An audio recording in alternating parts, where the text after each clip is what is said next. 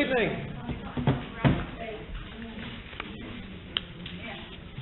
Welcome to the first meeting of the year. Can everybody in the audience hear me? Yes. Perfect. If you can't, then do shout. The batteries in this are possibly on their way out. So welcome to the first meeting of the year. It's good to see quite good attendance at this meeting. So we start off with a public session. Can I just remind everyone to speak one at a time? Councillors direct any questions or comments through the chair. If we have a lot of public questions today, we might not get round to everybody being able to chip in to a response. Members of the public, can I ask that you remain seated unless you're asking a question at the time, and also it can be quite difficult to hear if we've got councillors talking and members of the public talking. So to get through questions as fast as we can and as efficiently as we possibly can, then please make sure that you keep noise levels to an absolute minimum. We have a microphone there. Can I ask that you... councillors to use the microphone? I certainly will. I'm asking members of the public if you could use the microphone, please, when you're asking your question.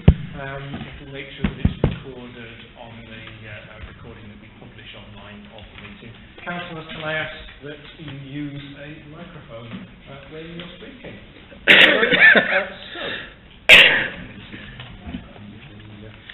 Public session to receive a short presentation from guest speakers. We don't actually have any today.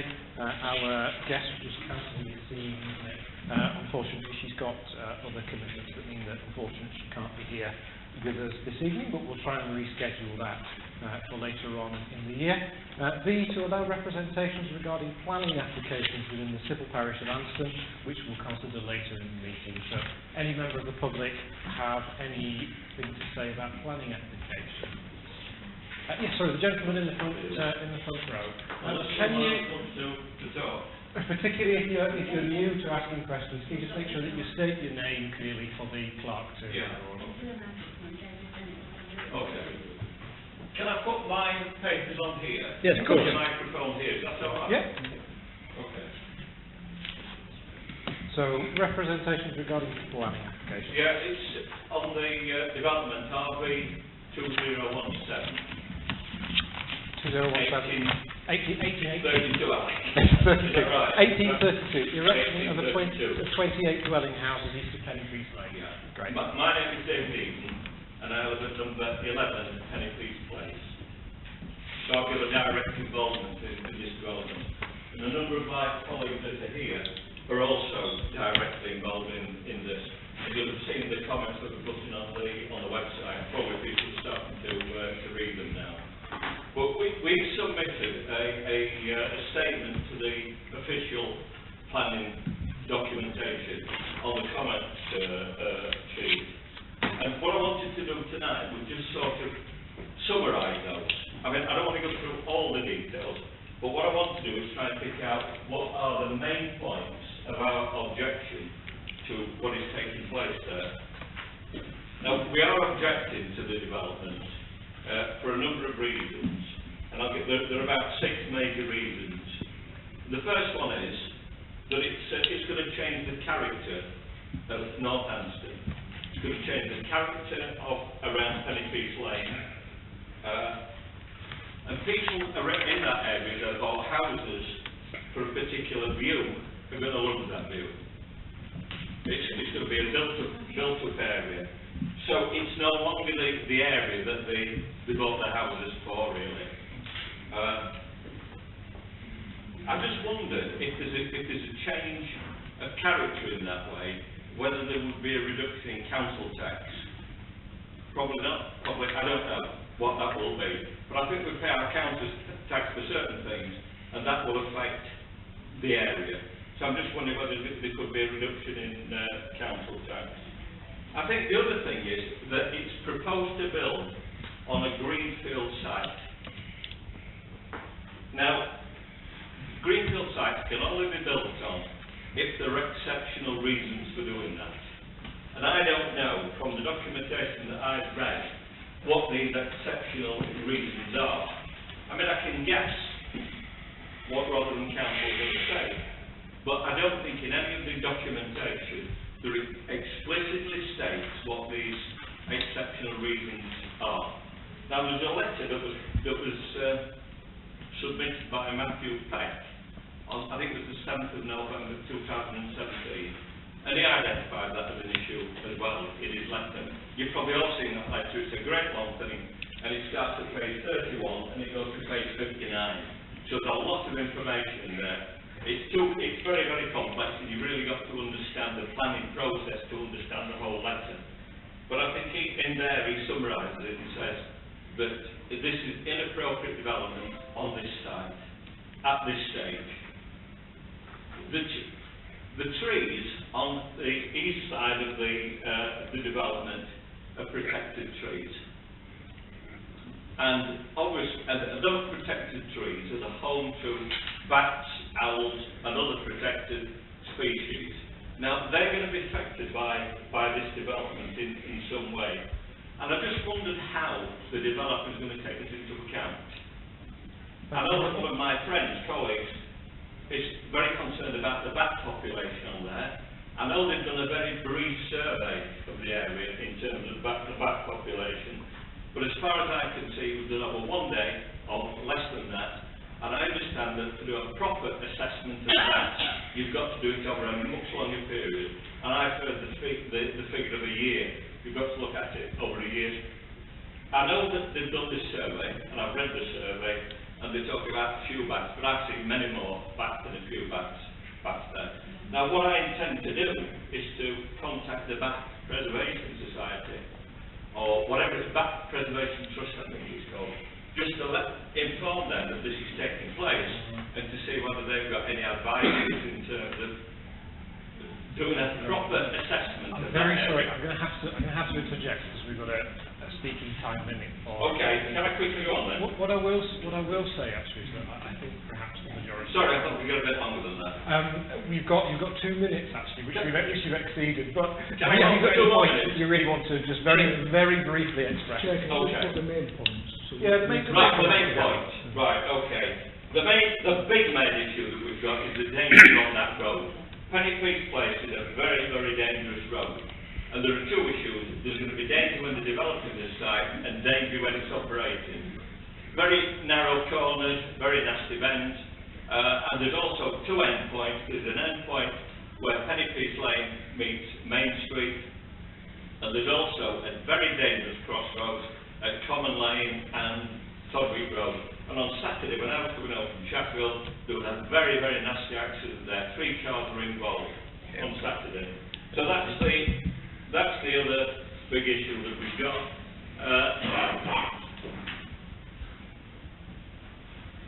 The other thing is that lessons have got to be learned when they develop the Ernest Bennett site, because when they were developing the Ernest Bennett site, they were parking all their construction vehicles on the road, and when they were questioned about this, they were told, well, it's not our problem, it's the council problem. The council has never ever told us to put traffic lights there or calming traffic systems there. And the other final thing, and I'll be quick now, the effects on the amenities around this area. What about the effect on the schools, the doctors, the dentists, and other issues like that? Thank you very much. And I'm sorry I went over. That's all right. That's fine. I'm sorry. It's the first time you've spoken. It's I'll do it sharp next time. Thank you. Thank you. What I will say is that, as I'm sure some of you are aware, the distinction between the parish council and the borough council. So the borough council handles planning. We can make representations to the borough council. We have actually got. Do you mind if I just invite? We've got Councillor Jackson and Councillor Ireland who have who are our ward councillors for the borough. And both have an interest in planning. Do you want to raise anything here, or do you want to save it for the part of the meeting with planning? I can only reiterate what Mr. Eaton has said about traffic issues. I mean, this site has been identified for development since 2011, 2012, I think, when the Borough Council started developing the local development plan. He's quite right about Matthew Peck's letter. I've read it. It's quite lengthy. And what he does is he outlines basically what the council are looking for from the developers and their discussions with them. So what he said is at the moment it's still in Greenbelt, and until the Borough Council approve the local development plan, which will be later this year, which I won't be voting to support, because I don't agree with lots of stuff in it, especially about the Greenbelt. At this moment in time, it's not allowable because it's still in Greenbelt land, and they've not provided the special circumstances that it requires. Once that comes out of Greenbelt land, then it's a different kettle of fish. And then, as I say, I've spoken to lots of residents around, including yourself, I think, a few times on the phone. I think the biggest problem is the traffic. I think you can alleviate a lot of the other problems, such as design and everything else on that site, but I think the traffic generated onto Pennypiece Lane, and I see no evidence that they're going to improve traffic conditions on there other than put some speed restrictions or pads on, which is not going to solve the problem. One of the other major issues is they've done a traffic survey, but they've not done it at weekend. They've done it during the week, and I know from experience that Saturdays and Sundays down there are extremely busy with people using the recycling site, so that adds a lot more traffic at weekends, and they neglected to do that. So I totally support what you're doing, and I'm fully behind you. I say I will be making my objections as a ward councillor, and also I think what you have to do is ask for the right to speak at the planning meeting when it comes up, but you've only got 3 minutes, so you need to do a bit of reacting before then. Councillor Jetson needs to be aware of that as well. So I'm well aware of stuff like that. So you've got that, but I think what we need to do is get a site visit out there from the planning board, because it's critical that they're aware of the situation of the traffic down there, and I think unless they actually see it for themselves, so that is something that I'll be asking for a site visit. I'm not sure when it's likely to go before planning board. I suspect it could be, because the date's been put back to the 31st of January, am I right, for consultation, because they didn't put the notices on the lamppost until the 10th of January. So it's still the 21 days from that. Why they've not done that before, don't know. But there you go. But it was kindly picked up, I think, by Mrs. McClure, who pointed out to them they'd not got it right. So they've got a bit of egg on their faces from that one. So if the council decides to object, we can object tonight, but individual council, if they want to, and members of the public, we've got till the 31st of January to put their own objections in. I suspect it Thanks, Clive. be I'm March. going to have to curtail you, okay, thank you there, because we'll no doubt speak about it later on in the meeting. Gents, do you want to... Just a very, very quick point. I guess I'm on the planning board. I don't want to make any opinions before it comes to planning, because I could be accused then of going in with a biased opinion. So until that's your planning board itself, then I'll make my mind up at this correct time. Stuart, just very quickly, that letter from Matthew Peck, is that a new letter that's been on there? Because I read that whole document last week, and some of the points you've raised I've not seen. I'll go back and have a look again. With reference to the traffic accident last Saturday, can I ask that you email Matthew Peck details of that? And Clive, I'm asking, would it better go into the chair of the planning? Address it to the transport? Well, you can copy Simon Gammons, I think it is, that's RMBC, is the transport. I can send you his, you probably got it, I think, because I think there's something on the system that gives his email address, but he's the guy from transportation that deals with it. Oh, Richard Baker it is, sorry Emma, he's the one that's dealing with it. The reason I'm asking that is because I suspect there's been quite a few, as you say, minor accidents over the last few years, but they won't be recorded. We are discussing this later on, so I'll bring some more points up then. Thank you very much, gentlemen. I think it would probably go, if we're talking about that, but it might be worth mentioning the state of the road that has apparently been resurfaced, which is not necessarily, it's beginning to deteriorate already. Anyway, any other questions or representations regarding planning applications, specific planning applications? Great, thank you very much.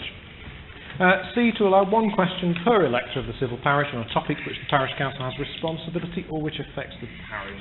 C. We'll take, I think Hilary was slightly earlier than the others. Hilary, do you want to start us off?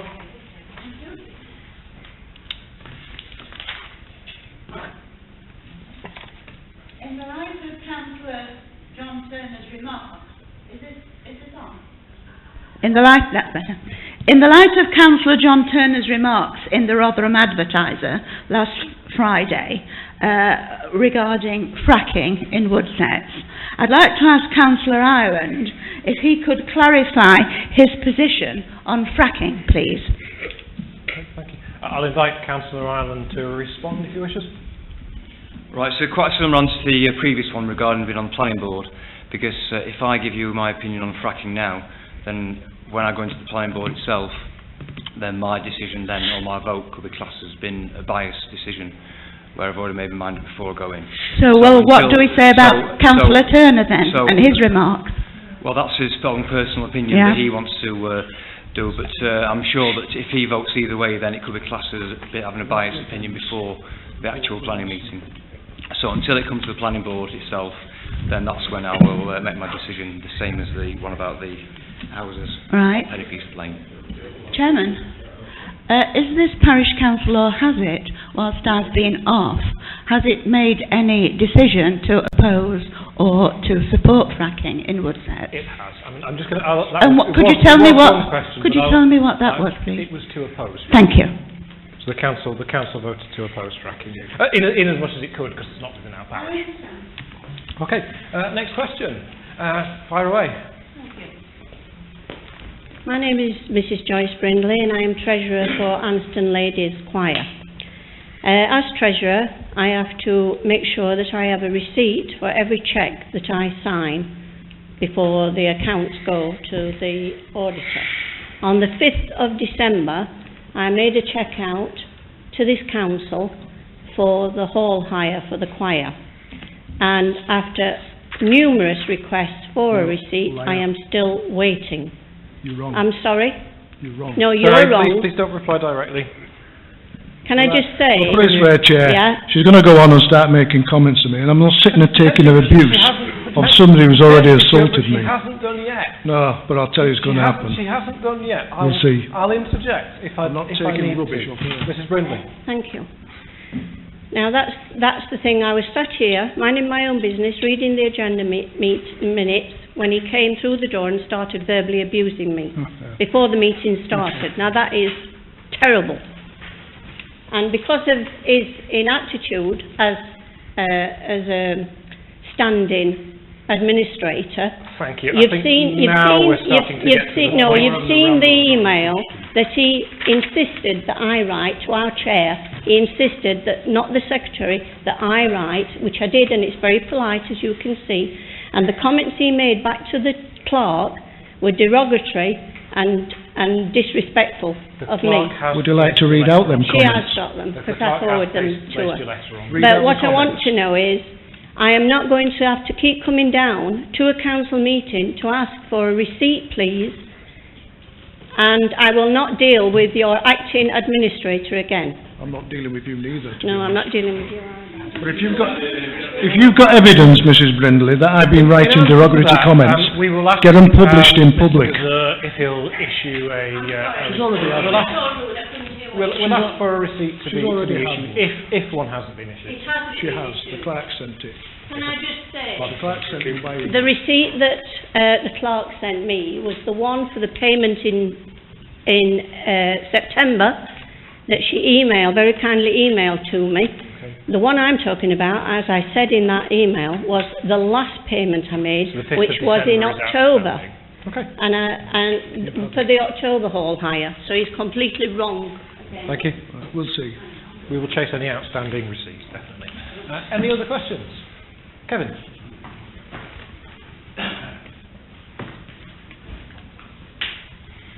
Chairman, can I ask a question on mission statement you've got published on your website? It's very unclear as to what it states. It just states, basically, to maintain and enhance. What have you maintained? What have you enhanced? We've got a football pitch that's absolutely flooded, neither use nor ornament. That's two questions. It's not two questions at all. If it's too much for you for a handler, let me ask me questions. Please. Yeah, well, I'm just trying to ask, and all I'm doing is, I've asked two questions, I haven't asked any. Now, the first thing is... The question is, what has the council maintained and enhanced? What has it maintained, and what has it enhanced? Because I can't see anywhere in the village where anything's been enhanced. Over a specific period. For what? Over a specific period? Well, over the last 2.5 years. I mean, what were your mandate when you actually came into council? When this council was first formed, as an independent council, Chair, we've gone past what was the mandate? I don't think we've gone past the question. I think we're trying to clarify the question. So the question is, what has the council maintained and enhanced over the last 2.5 years? Yeah. Yeah, great. We will need to come up with a list of everything that we've done over the last 2.5 years. So we'll make a note in the minutes and we'll bring that back under my name at the next council meeting. I don't think it'll take you very long. Thank you for that comment. Any further questions, Kevin? Yes, I'd like to ask a question. Does Chairman think it's right? Chair, can I ask that Mr Kavanagh comes to the No, microphone? you might. Sorry, I'm speaking. Can I ask that Mr Kavanagh comes to the microphone? You've So got to speak his to the chair when question, I'm stopped. his question can be heard on the actual video recording. I will Everybody else has had the good grace to do it, Mr Kavanagh, so I'm asking politely. I'll ask Mr Kavanagh to do it. We've no legal authority to force anyone to... Well, if you're not going to ask Mr Kavanagh to do it, and the question doesn't go on camera like the rest of the people have done it, you may as well take the microphone away altogether, because in a way you're discriminating against those that are willing to do it. I don't think we're discriminating. Oh, I think you are. I think you are. You were asking other council... You're asking other members Kevin, of the public please to ask do the question. something. Obviously, You're it's the not Chair's forcing them in. discretion as to whether a response will be provided. I'd just like to know whether the Chair thinks it's right that councillors should be using Aston Parish Council Watch to discriminate against people who are going to be put in for election next Of course we can. Yes, Stuart, it'll be your comment. Thank you. What I will say, Stuart, can I ask you not to interrupt? I'm not I, as the Chair, I can't answer that question.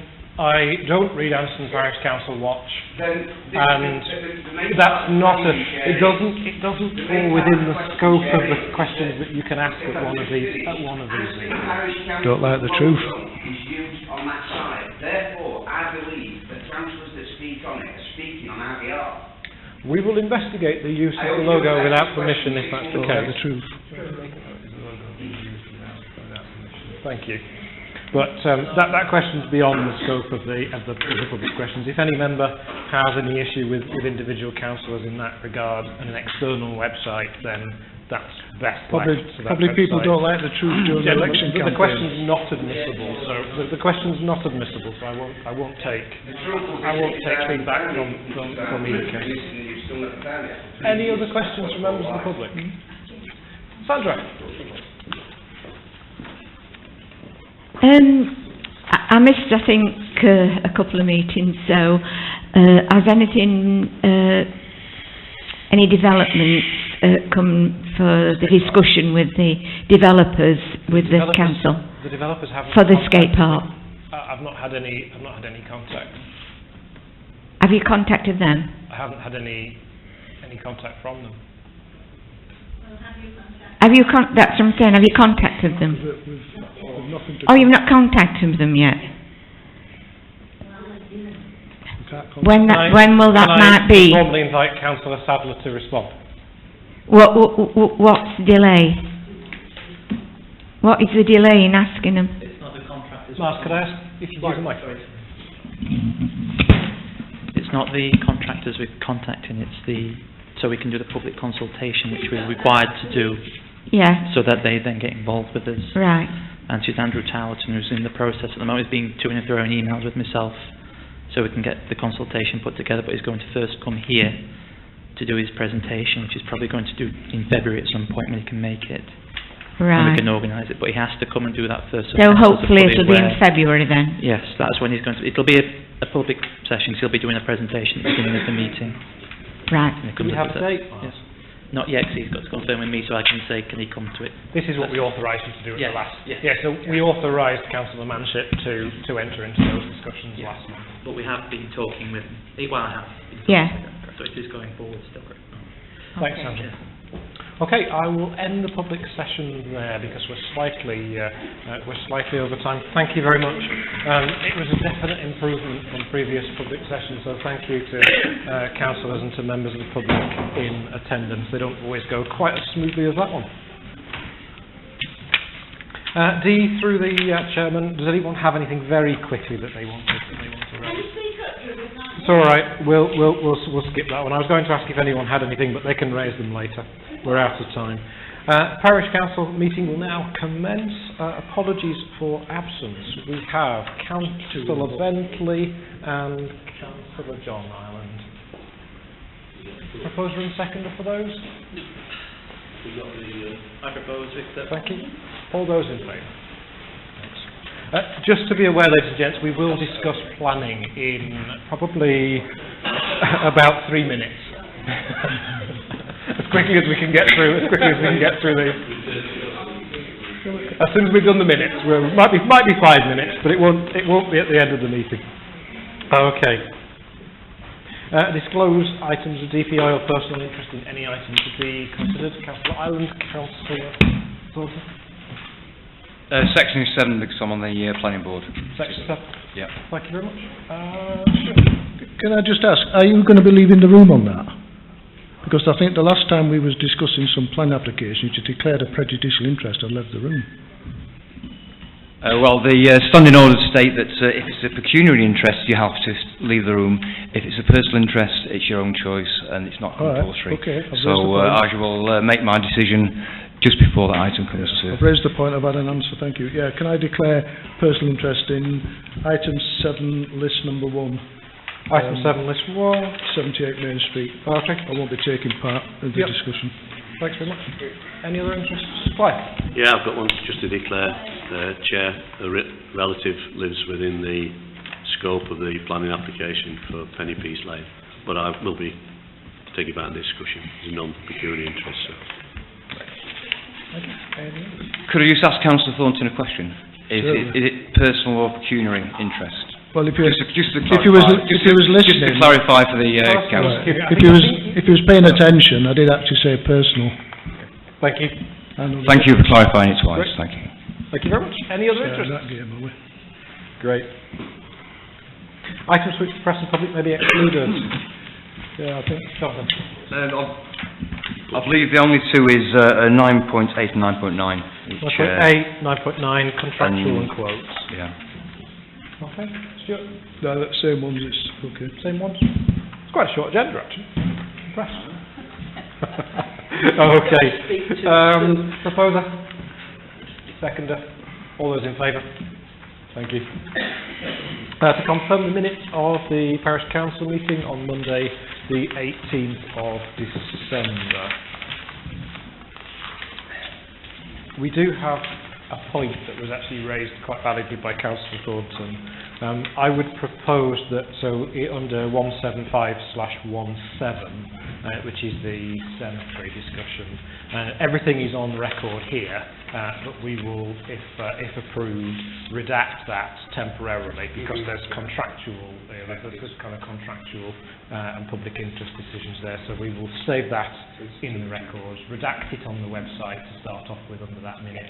And then, as and when we've entered into those negotiations, we can release it on the website. That was my proposal. Miles and Clive.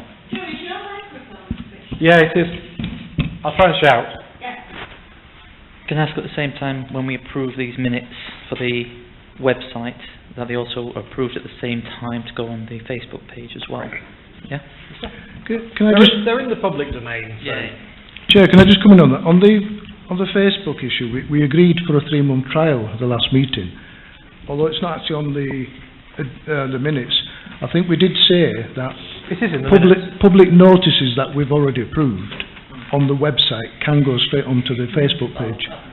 It's in the public domain, or you could just link to it. I mean, that's the easiest thing to do, isn't it? Link to it on the, however you want to do it. They're in the public domain. Yeah. Right. Okay. Clive? Can I just ask, there seems to be no record of questions by members of the public from that last meeting, unless I'm missing them.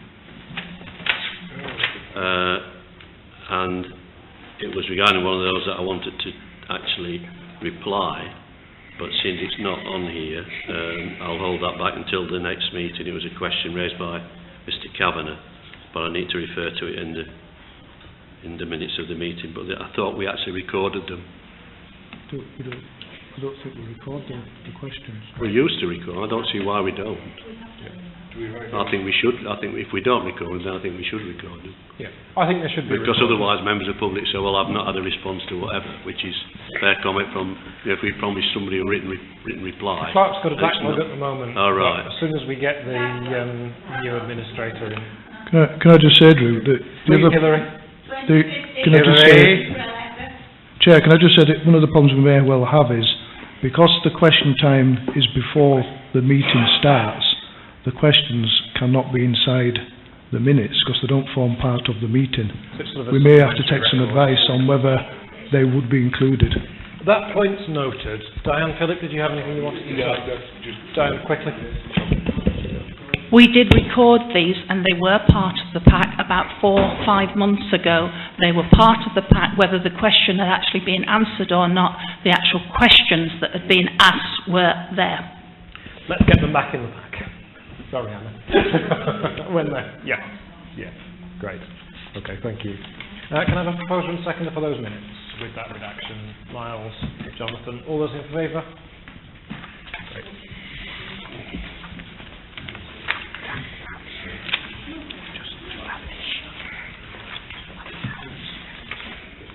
Okay. Final date the minutes. I'll do those.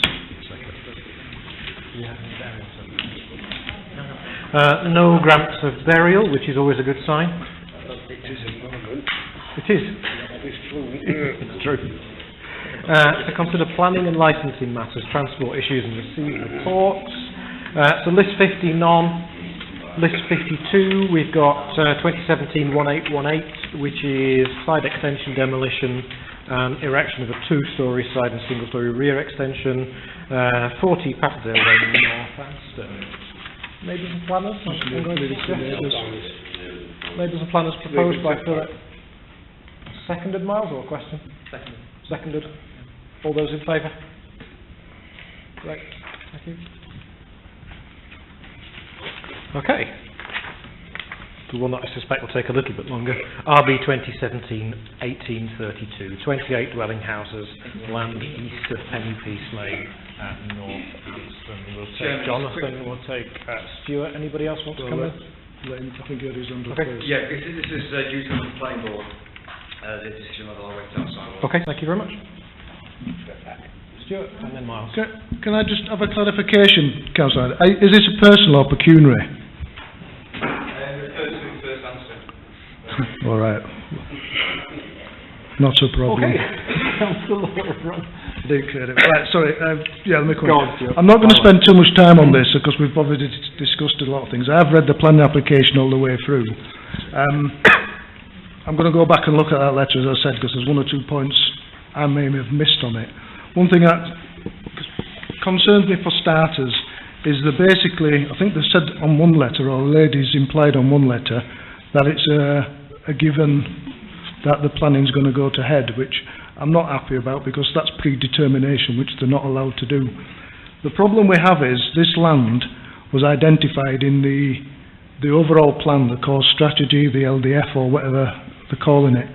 And once the inspectors approved it and the inspectors allowed it to stay in the plan, once the inspectors approved it, they was implying that it would be all right to give planning permission. Well, I think that's wrong, and I think it may well be illegal, because I don't think they can give any planning permission on that land, because it's still Greenbelt until full council have approved. So that's the first thing I have a problem with. The second is transport. Obviously, that road is a danger. When I've looked at the plan, and I'm going to go look back and double check now. I've said that. Because on the plan it implies that that road, the whole length of their development, is 5 metres width. Yet when I went past the other day, the part of their frontage is not 5 metres width, it's lower. So that's on the corner opposite the side road up to High Nook. Part of that is their frontage as you're going up on the right hand side. So I'm going to query that. The transport survey they did, I think they did it between, say, early morning and at night time on they call it peak times. They haven't done any survey on any other timings on that road, and as Councillor Jepson just mentioned, on the weekends the traffic on there probably doubles. We've also got the Bluebell Wood down there, which has traffic, and it's used as a, for want of a better word, a rat run at night time. So I'm going to query them figures, and I'm going to ask for a proper road survey with number lines to be put in to get a true reflection.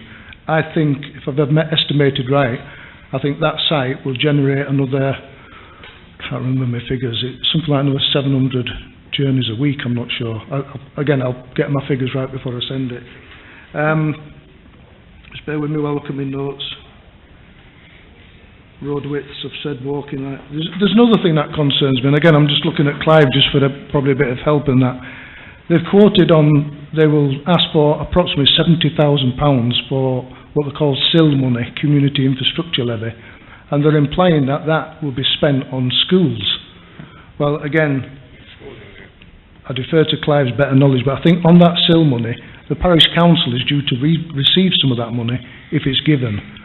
But I would suggest, as a council, we need to go back and we need to turn around and say that the money they're receiving from that developer, it needs to be spent on that corner to improve the road, and anything left over can then be spent on schools. For the moment, that's all I've got. Can I make a proposal that we write a letter against the planning permission on grounds of road safety, environmental factors and effect on local amenities? I think we're going in that direction. So that's my proposal, so if someone second it, then we can vote on it. Phil? I'll second that. I'll second that proposal. Clive, can we bring you in with your knowledge? This I agree. This has been included before in the forms. Sorry, Hilary. This has been in front of us several times now. But every time we've objected, all I think we're doing is going over old ground. We need to just reiterate what we said before, which is we object to the development from traffic, etc., etc.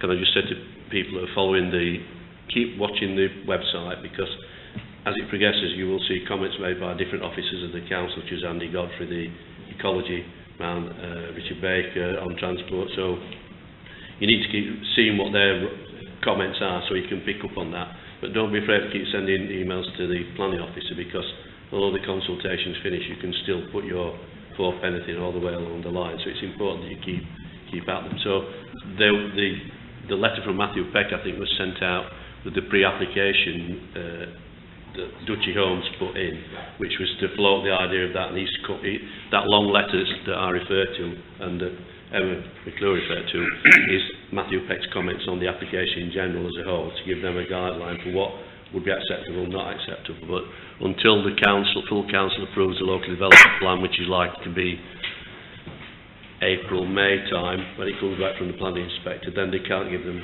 planning permission. They can have all the documentation, but they get the planning board. I think, as Stuart said, I don't think legally they can give. They might have, met with all the conditions that are requested, but they can't formally give planning approval until that is taken out of the equation. But it's still in there. I lobbied, and Councillor Thornton did, and the parish council did, the inspector, but we got no joy on that one. We got other bits and pieces taken out, but at least they've gone with that basically because it links two areas of housing up as an infill, so that's not seen as building on Greenbelt that's on the periphery of the village, which is extended the village. So that's one of the reasons why it's left it in. So we'll just have to work at it and see what we can come up with. But I would urge you not to just send the application or objections in. Keep watching what happens on the website. But again, councillors can object individually as well as the council as a whole. Thanks, Clive. Phil, did you have anything else that you wanted to say? Yeah.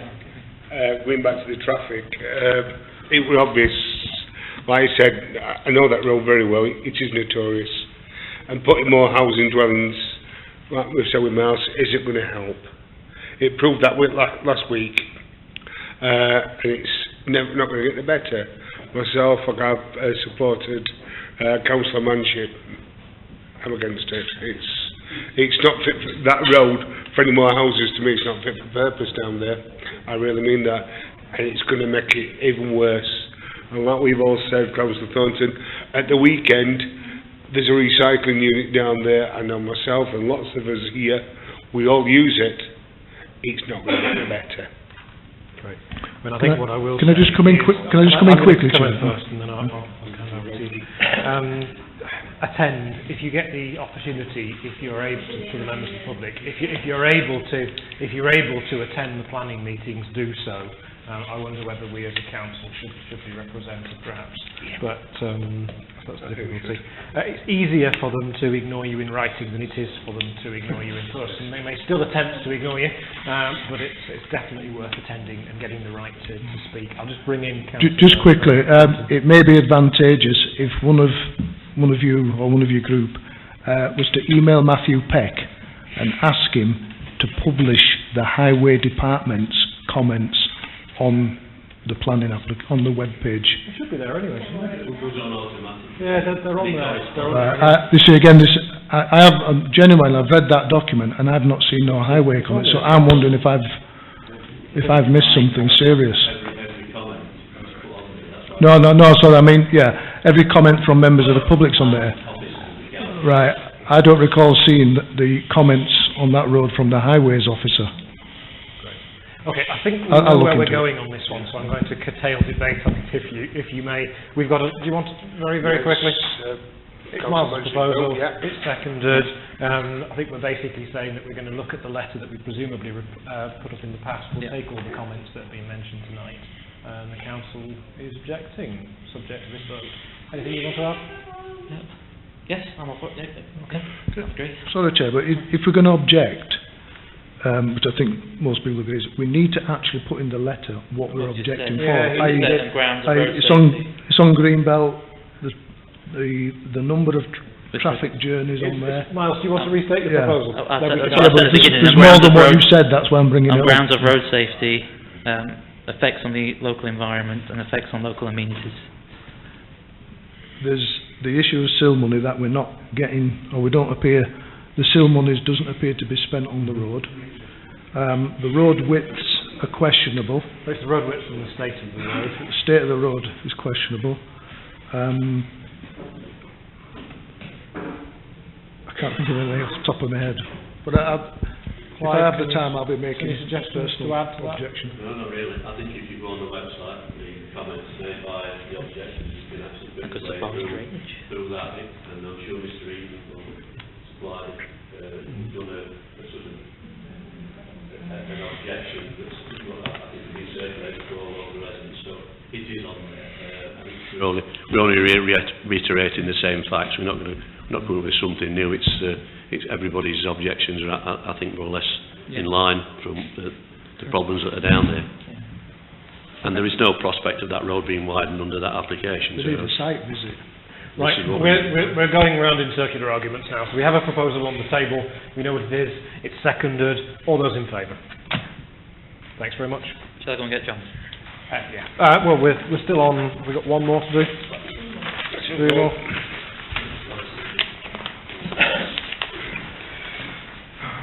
List 1, single-storey front extension, raising roof height, 78 Main Street, Northampton. Is that a proposal for neighbours and planners? And it was seconded. All those in favour? Thanks very much. And to the Rotherham local plan, list 2. There's another list, yes. Yes, there is another list. Where is it? In the pack. It's that one. It's not in the pack, it was on it. That one? No. That one do. Yeah. Is it that one? That one. List 2. Is it list 2? Yeah. Great. That's a spare list 1. Do you want me to circulate list 2? No, just read it out. I'll read it. Okay, so we've got RB 2018-0011, which is erection of a maintenance shed at 5 Fairacre Way, Northampton. Is that? Can I just ask where that is? Yeah, speak to it, Diane. That's built. You may or may not have noticed that on the site, the Fairacres site, there is now a girder building that has been put up adjacent to the traffic lights. I actually noticed this, spoke with Clive about it because we hadn't had any planning application for this, and it was being put up somewhere around about November time. Yeah, it was. In contact with John Ragg, who is building inspectorate, he's been out and looked at the site, and we are now informed that Mr. Percival has actually sold some of the land to Mr. Stewart, who is building this building.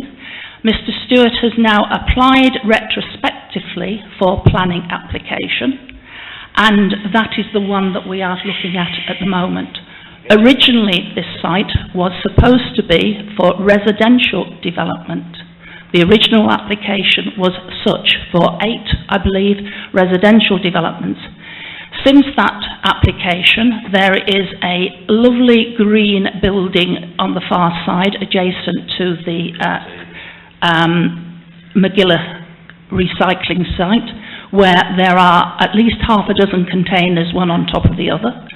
Now we've got this building. It is no longer a residential site. It's beginning to be an industrial site.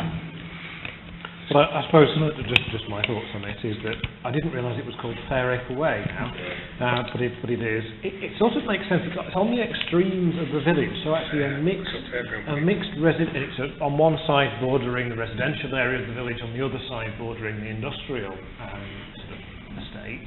So actually a well-planned mixed residential and business use would be a good idea, but it doesn't look as though it's particularly well planned. It was originally, I believe, when Rotherham actually sold, or whatever the word was, to the Travellers, supposedly for the use of their family only. And in the meantime, I believe, some of the land has been sold. Now, whether they are in breach of the original agreement or not, I do not know, but that is what I understand. Any other councillors? They are not Travellers, they're the Showman's Guild. Stuart? Yeah, I think, right, are we talking about the Traveller site down at Magilla, what we call Magilla? Right, just let me finish, please, without interrupting. Right, I have spoken, I think it was Matthew Peck, I'm not sure, I'll have to look back. I have spoken about that site because we had discussions on whether it was a Traveller site or not. We eventually agreed that they could have planning permission with a planning restriction that it was restricted to the Showman's Guild. I confirmed with I think it was Mr. Peck, but I could be wrong, I confirmed that it was designated as a Traveller site.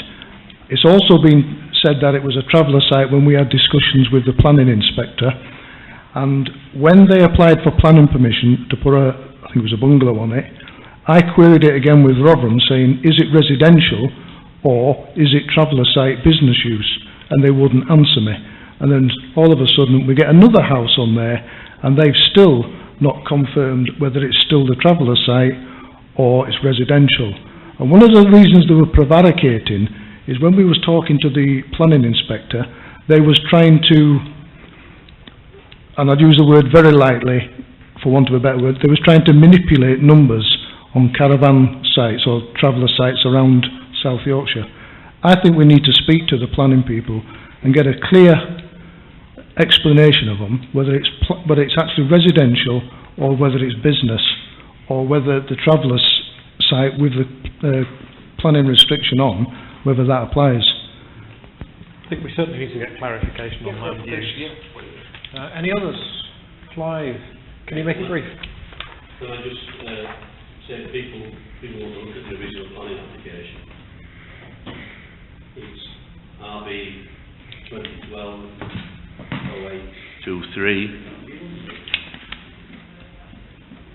If you look at that, it outlines the application and the conditions that were put on it by the planning department. And it was originally for 8 trailers, accommodation for Mr. Percival's family, which is what he said it's going to be used for, and for vehicle and storage equipment next to each trailer. If you look at the actual plan, it shows the designated plots with areas for vehicles on it. That's since evolved where they've gone away from temporary homes on there, which were the trailers, to permanent residences. I think we've had 3 applications so far, and I presume there'll be another 5. My concern is when I spoke to John Reigert, Planning Enforcement, that the container, whatever it was, thing that they put up didn't have planning permission, neither has this other structure that's gone up, and I'm not sure it's had building regs permission as well. So there's something gone up on there that should have complied. Now, obviously, he's been in touch with them, and they put an application in. Having had a look at the application, it tells you very little, and I think it's possibly the worst application I've ever seen in my life for information. It tells you nothing whatsoever. The building is clad. To all intents and purposes, it's finished. And I believe this is totally wrong that they're taking advantage of it. They said they didn't know that they had to apply for planning permission, which is nonsense, because there's one on there already that's had to have planning permission. So to say didn't know about it, but he's apparently purchased it from Mr. Percival. Now, I'm not sure whether that reaches the conditions of the planning application when it was granted originally. So I've gone back and looked at it. It was in October 2012 when it was granted. But if people want to refer back to it, it tells you exactly what the site is designated for. At some point it says maintenance, and then again it says vehicle storage. There's supposed to be 20 cars maximum and 60 plus light vehicles on site. Again, I think there are a lot more than that, having driven past it recently. There seems to be stuff on that's not connected to the Showman's site and whatever. So I think people need to read through it. What the council wants to do, I don't know. Whether we've got till early February to object to it. If people want to do that, I think if councillors read through it and take a view on what they think is, I'm going to object because I think it's been handled incorrectly. So that's my view. Can I propose that we query its land use and that we query whether this is a breach of existing planning approval that's been Chair, rather can than being granted? I suggest we actually object to it? Yeah. If you put the word object, then object, but also query the land use. And query the land use, and we need further explanation. Yes, second that. Okay. Comments? To the vote? All those in favour? Okay, thank you. Chair, can I note that abstain? Yeah. In case it goes to planning board. Yeah, fine. No problem. Do you want to say anything? No? Okay. To object. We, on the grounds that it may breach existing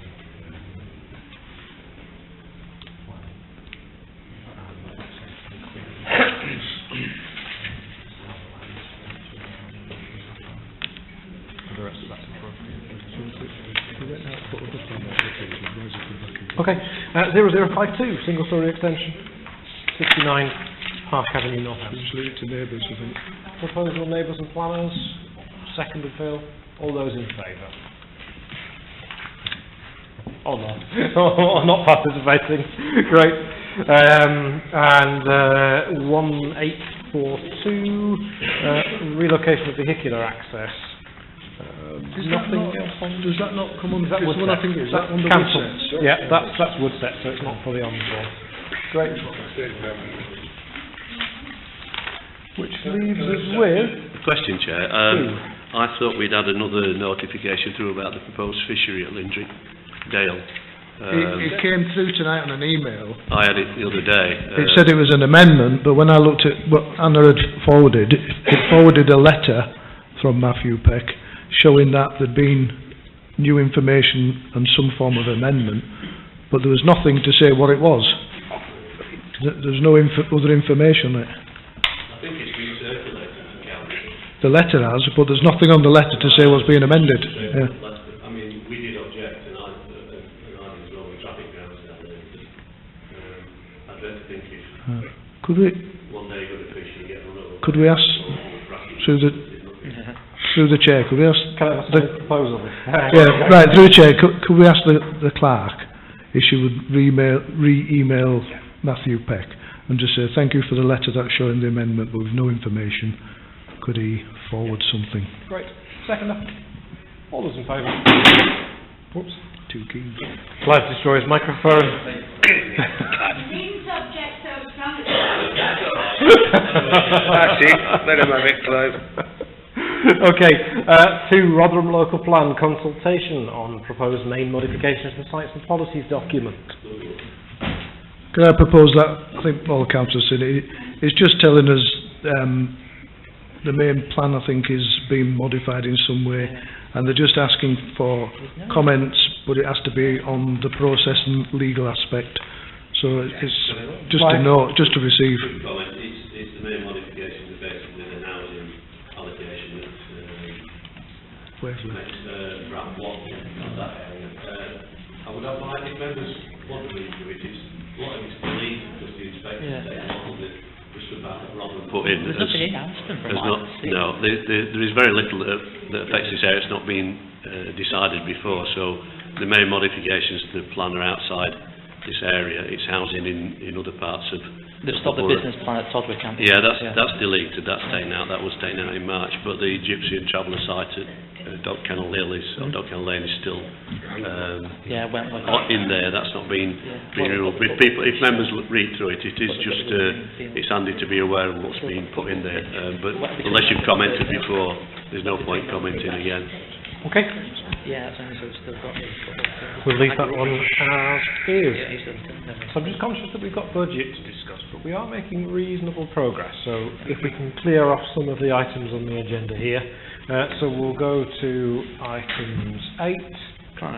Matters from previous meetings here. Can I just ask that, because it's only a quick one, just 9.5 is agreed, so we can actually do the other bits as well? I'm convinced that we'll get to it, Miles. Okay, as long as you promise. Don't panic. I'll tell you what, if I believe that the next few items are going to take us to 9:30, then I'll to 9, then I'll stop and move. I don't think it will. I think we'll be okay. Yeah. We'll get to it. We'll get to it. I'll make sure you get to it. 8.1, Councillor Sadler to discuss complaint from resident regarding councillor threatening behaviour following council meeting 1707/70. In view of an ongoing investigation, I would like to withdraw that item, please. Withdrawn. 9, that was quick. To discuss matters notified by members and the clerk was 9.1. I don't know if Councillor Bowers and Jepson want to come in, but just to summarise, a couple of months ago we had some discussion and it became clear that the standing orders are far less than clear as to what happens when a member requests voting by signed ballot and a member requests a recorded vote. The standing orders are not really clear at all, so it could be to firm those up. Do we want Clive? Do you want to come in first? Just to add a bit, I think actually, I can't remember the last time we went through the standing orders, it must be a few years since. Can I suggest that we look at, for the May meeting, that we actually go through them again before the meeting? I know Michael used to do that to see whether some were relevant or not, and amendment. I think we perhaps need to revisit them as a whole, with both the financial ones and the normal standing orders for council meetings, because I'm sure some are either outdated or irrelevant or perhaps need rewording. So I think that's something that we perhaps need to revisit as a whole and see what we can improve on. Sorry, Phil. Yeah, I'd like to comment about this. Just give me a second just to find another one. When we had the recorded vote, and because it was a contentious issue, what we find out the standing orders, when you're on the local council and on the council board, the councillor either will say, if it's a contentious or something what could be inflammatory, you are allowed to have a close, which is a ballot vote. So there's no intimidation. Now, for myself and a few others, the new ones, we found out that sometimes the recorded vote, and it's happened again since, it can be a little bit intimidating. I asked for that, and I was seconded by another councillor. And if you read in Standing Order 75, members have committed at least 2 members by request signed ballot. Now I was told off a councillor, you're on dodgy ground, but unfortunately I wasn't. And we went, oh well, we're going to vote again. Well, unfortunately the recorded vote shouldn't have happened, and it should have gone by, because I've checked in local council and government, it should have gone to a signed ballot. So can we amend that if that happens? Because I'm just going to clarify. So the clerk and I spent some time actually looking at Charles Arnold Baker and looking at legal precedents now. I think morally, I think you're right. Yep. But procedurally, the council hasn't done anything wrong. Our standing orders are just unclear. There's one standing order that says you can have a signed ballot, secret ballot, and there's another standing order that says that you can call for a recorded vote. So, and there's a section that talks about voting in committees, but not in full council. So I think Clive's right. I think the question tonight is: do we want a procedure that effectively gives one precedence if both are called for? Does the recorded vote take precedence? Does the signed ballot take precedence? That's what our standing orders don't say. There are two voting mechanisms that are outlined there as options if we don't just have a simple show of hands. But when members call for both of them, which one takes precedence? That's what we need to decide, really. Stuart and then Clive. I'll just try and be quick and brief. Right. On the recorded vote, that's quite straightforward. We've done it hundreds of times. It's quite straightforward in the standing orders. That doesn't need to be changed. Where the contentious issue came in was one member asked for a ballot, and I believe that member asked for a ballot because of, I won't say intimidation from the public, but there was quite a few comments coming from the public. That's why I think that person felt the ballot should have been secret. Can I just interject, for purposes of keeping the discussion... Right, I'm just keeping it brief. I don't want to assign blame to anyone. No, that's not going to be useful. But I think we just need to talk about the mechanics.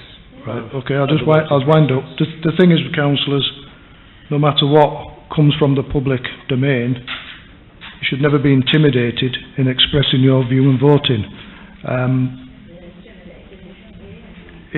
As long as you can justify why you voted in such way, that's perfectly acceptable. I do think we need to look at tightening up the rules on the ballots. It's a fairly straightforward process. It's just that instead of everybody sticking their hands up, they write down yay or nay on a piece of paper. The chairman counts them and then announces the vote.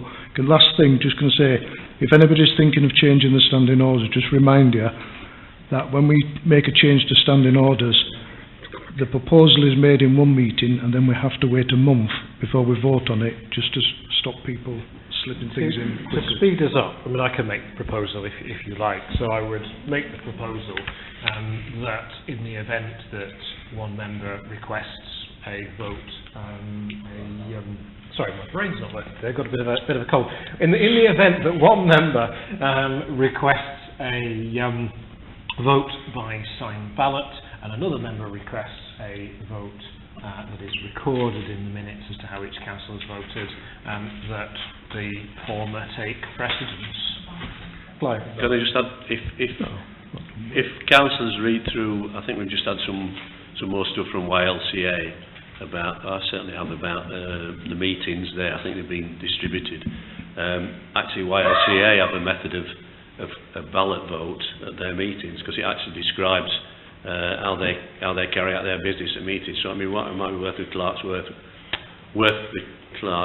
time to have a look at it and see whether that applies, because they obviously use that as a method of casting vote at their committee meetings, and it does outline their standing orders for how they function. So it's perhaps something we should look at, because obviously if it's good enough for them, then it should be good enough for us. So perhaps if the clerk can have a look at that, it would be helpful. I think it's on the last YLCA missive that we sent out. Any other comments? True. I'm going to be. Can I take one councillor at a time, because we proposal. I'm going to be a bit contradictory. For me, the purpose of a named ballot, a recorded vote, is so that the members of the public, especially when it's contentious, I think it's more important when the point is contentious, can see who's voted for what, and more importantly, what members of the public expect to get from the councillors. And I think it's a rocky road when you start kind of voting secretly, you see. Like, as long as you can justify yourself for voting against or for something quite easily, as long as you can justify yourself, I think you should be open about it. There's my no personal right view. to a secret ballot. I don't think we're disagreeing. I think what we're proposing, perhaps I should have been clear, is that we can still record things in minutes as to how councillors voted. True, but if one takes precedent over the other, that's my worry. The second is you say you want a recorded ballot, that it is automatically overturned because somebody wants a secret ballot. You know what I mean. So, yeah. It's a secret. Think about it. And I think that's the wrong way of doing it, because I think recorded votes are especially needed when something is contentious. useful. Can I just quickly clarify something, Jerry? We said there, should one take precedence over the other? No, it shouldn't.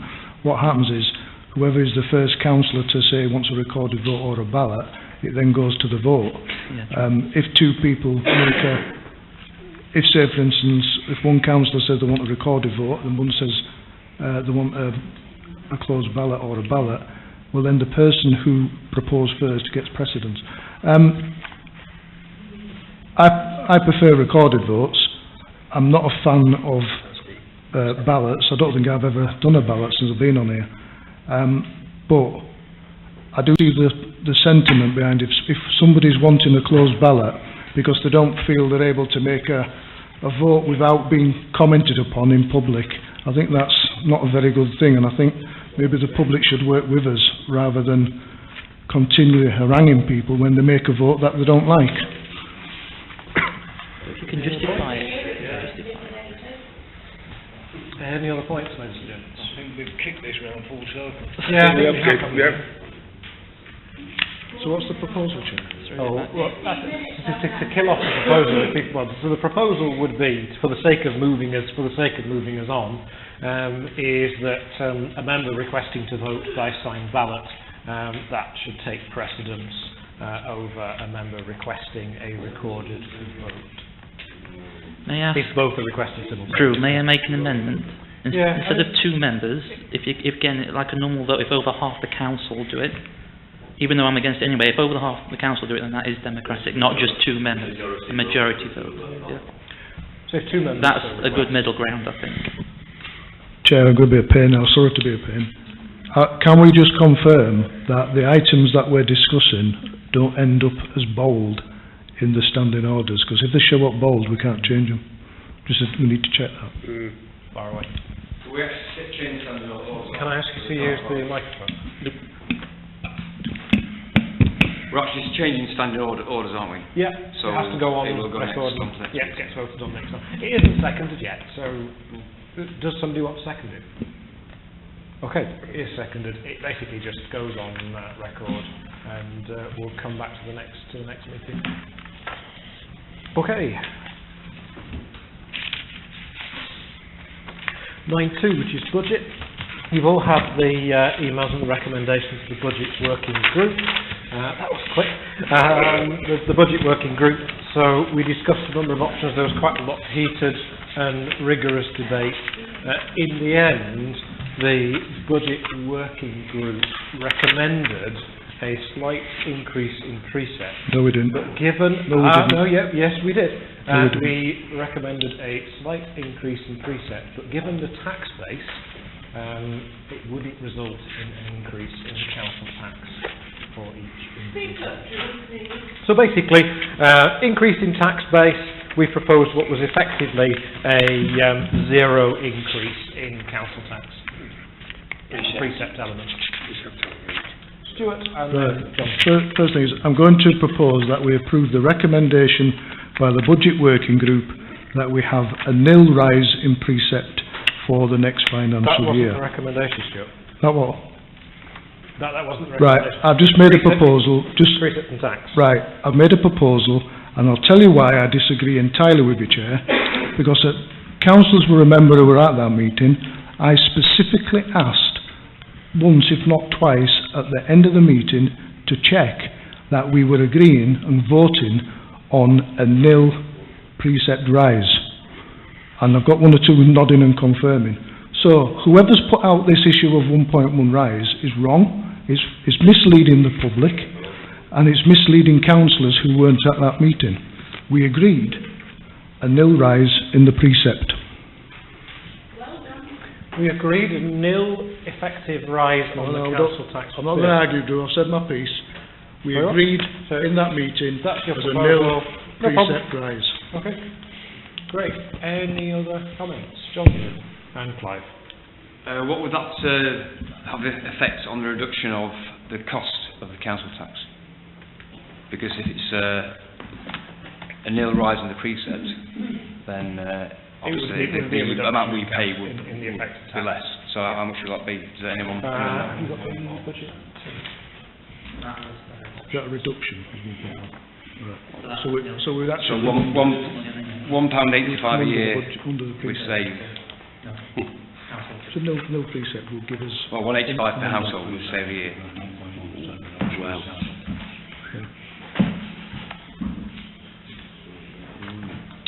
We have. Sorry, let me just get my bearings in here for a second. It would be a 1.05% reduction.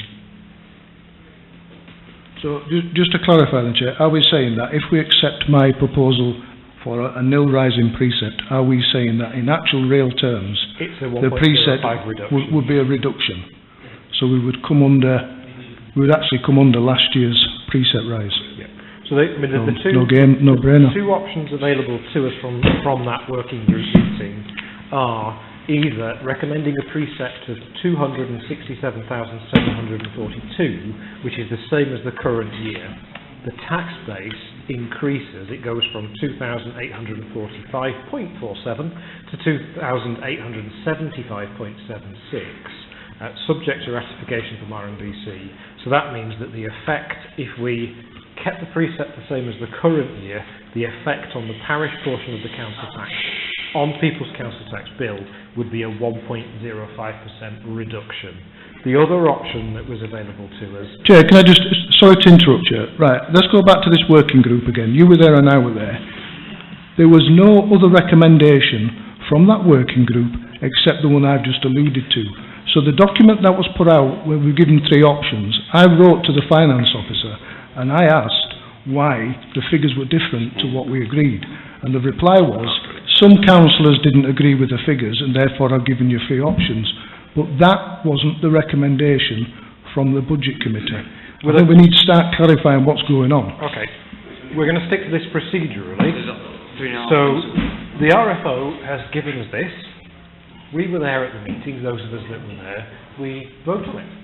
Because the budget working group simply gives recommendations. Its decisions aren't binding. So if we decide here today that we want to freeze it, increase it, decrease it, that's for us to do today. Right, you're quite correct, but the point I'm making is things are being implied in this meeting that I believe are totally misleading because we didn't come up with any alternatives. We didn't have a fixed price. It was what I've just recommended. So can I say now the vote be put? Your proposal is on the table first. Can I speak on that? Sorry, Jonathan was going to come in, I think. Are you okay there? Yeah, Great. can I speak? Can I speak? Clive. Yeah, Chair. Unfortunately, I wasn't at that last meeting. I had to attend another one elsewhere. I won't be supporting the budget working group's recommendations because I don't think it leaves us in a very good position financially. It nearly empties the coffers from the contingencies. We've got an election that's got to be paid for that wasn't declared at the time that the budget working group set its recommendations, which is going to be in the region of £5,000 probably. We've got other unknowns. We don't know about whether we're going to actually get rent from Rackford Meadows next year. As I'm aware, we've not had confirmation from the hirers, and I think that to leave it as it is going to leave us financially unsound, and I think that to try and do what we want to do, we've also cut the budget for the hanging baskets, which I think is unfortunate, because if there's one thing that helps the village improve in the summer, it's the hanging baskets. But to take money out of that is not something I'm happy about. I did ask for £1,000 extra for the roof works to cover that, any increases. Again, that was turned down, and I think actually it's been fairly short-sighted way this has gone about, so I won't be supporting the approval of the budget. If you look at the figures that have been given us by Michael, if we put it up to 3.1%, it means a princely increase of £1.25, is it? £1, sorry? £1.85 per year for a Band A property, and for a Band D it's £1.89 a year, and I think that speaks volumes about we're talking about such small increases. I can only say that if we stick as we are, then we're the only town or parish council that doesn't increase its precept to cover what it wants to do. You need to increase.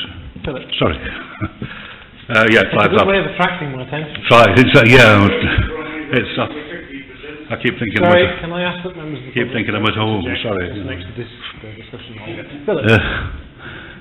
The only reason we've been able to maintain a 267742 precept is the fact that the charity had such a good year last year that it's now self-sufficient for 1 year, we think, so we don't have to give it a grant. That's the first time in my memory. I don't know about the old... Sorry, Hilary. Had that grant still been there and we had to make it, we would have to find another £20,000, which is equivalent to a 7% increase in the precept. If that charity doesn't manage next year or the year after without the grant, then we're faced with finding 20,000 plus maybe. Where is that going to come from? Because the only way you're going to get it is by increasing the precept, and by a hell of a lot. So it's better to increase now in stages and cover than not to increase at all. A precept of 267,742 is taken up completely already. There's no room for manoeuvre on anything at all. You know, we're faced with fixed costs of something like £240,000 anyway, in wages, in administration, rent rates, the utilities. The 267,000 is gone completely, apart from say 20,000, and we need that for a bonfire night, hanging baskets maybe, whatever. And there's nothing left. We have to build something in, and in the meantime we're reducing the reserves. If we spend the money on what we're going to say we're going to spend it on, we're going to finish up with 40, 50,000 maybe of reserves in total. We've got to build them back up somehow, and the only way to build them back up is get a surplus on the budget and keep pumping it in.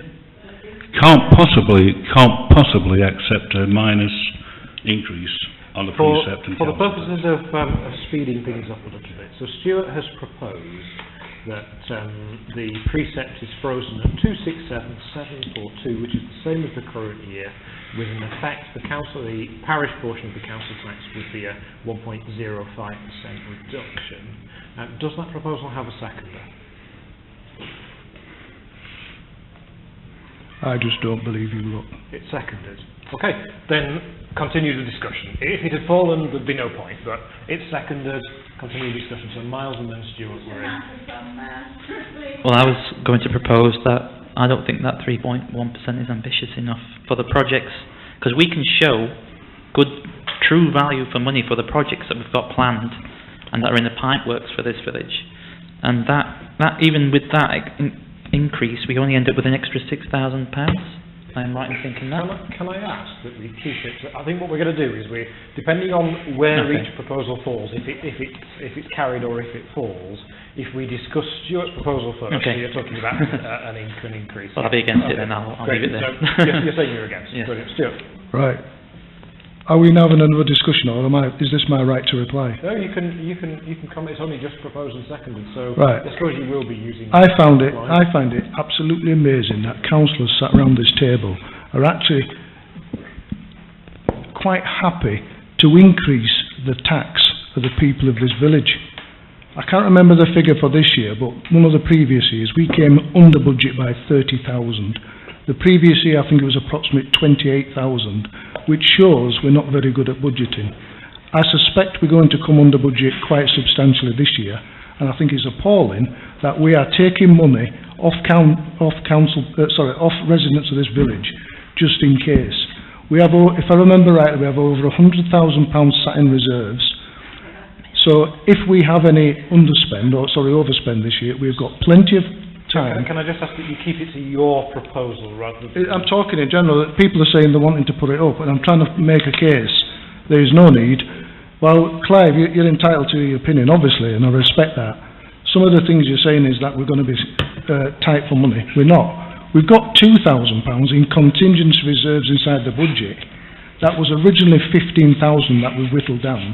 That £2,000 is sat there in the budget just in case, allocated to nothing, and to me, even that should be taken out of the budget because it shows we are not looking and budgeting the way we should be. Okay, Miles. I think you've already spoken, I suppose, haven't you? Sorry. I didn't realise I was speaking on the right thing, you see. You were speaking on the right thing. Can I make one quick one? Go on. How quick is it going to Sorry. be? Because if everybody then wants to do this, is it a very brief point? Yes. Definitely related to Stuart's proposal. Remember, I want to get to Go 9.4 done. Okay. Yeah.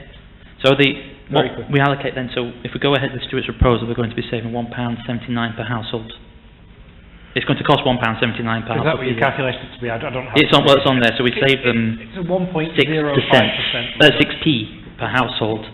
So if you were to have a big banner saying we've saved you 6 pence, but we can't afford a park, like I'd rather say we've charged you an extra 6 pence, but we've got a brand new hall or we've got a brand new park, and that's what I'd just like to say to that. Other point. I'll come back to you at the end, Stuart. Clive? Yeah, I mean, I just want to raise the issue. I know I've said it before about the election, but when this was done, the election wasn't a certainty. It is a certainty now. It's going to go ahead. No, that election money, Clive, is coming out of this year's budget, not next year's budget. But my point is... For clarification, the budget working group did discuss the election costs. But you've got to factor in that there may be another one.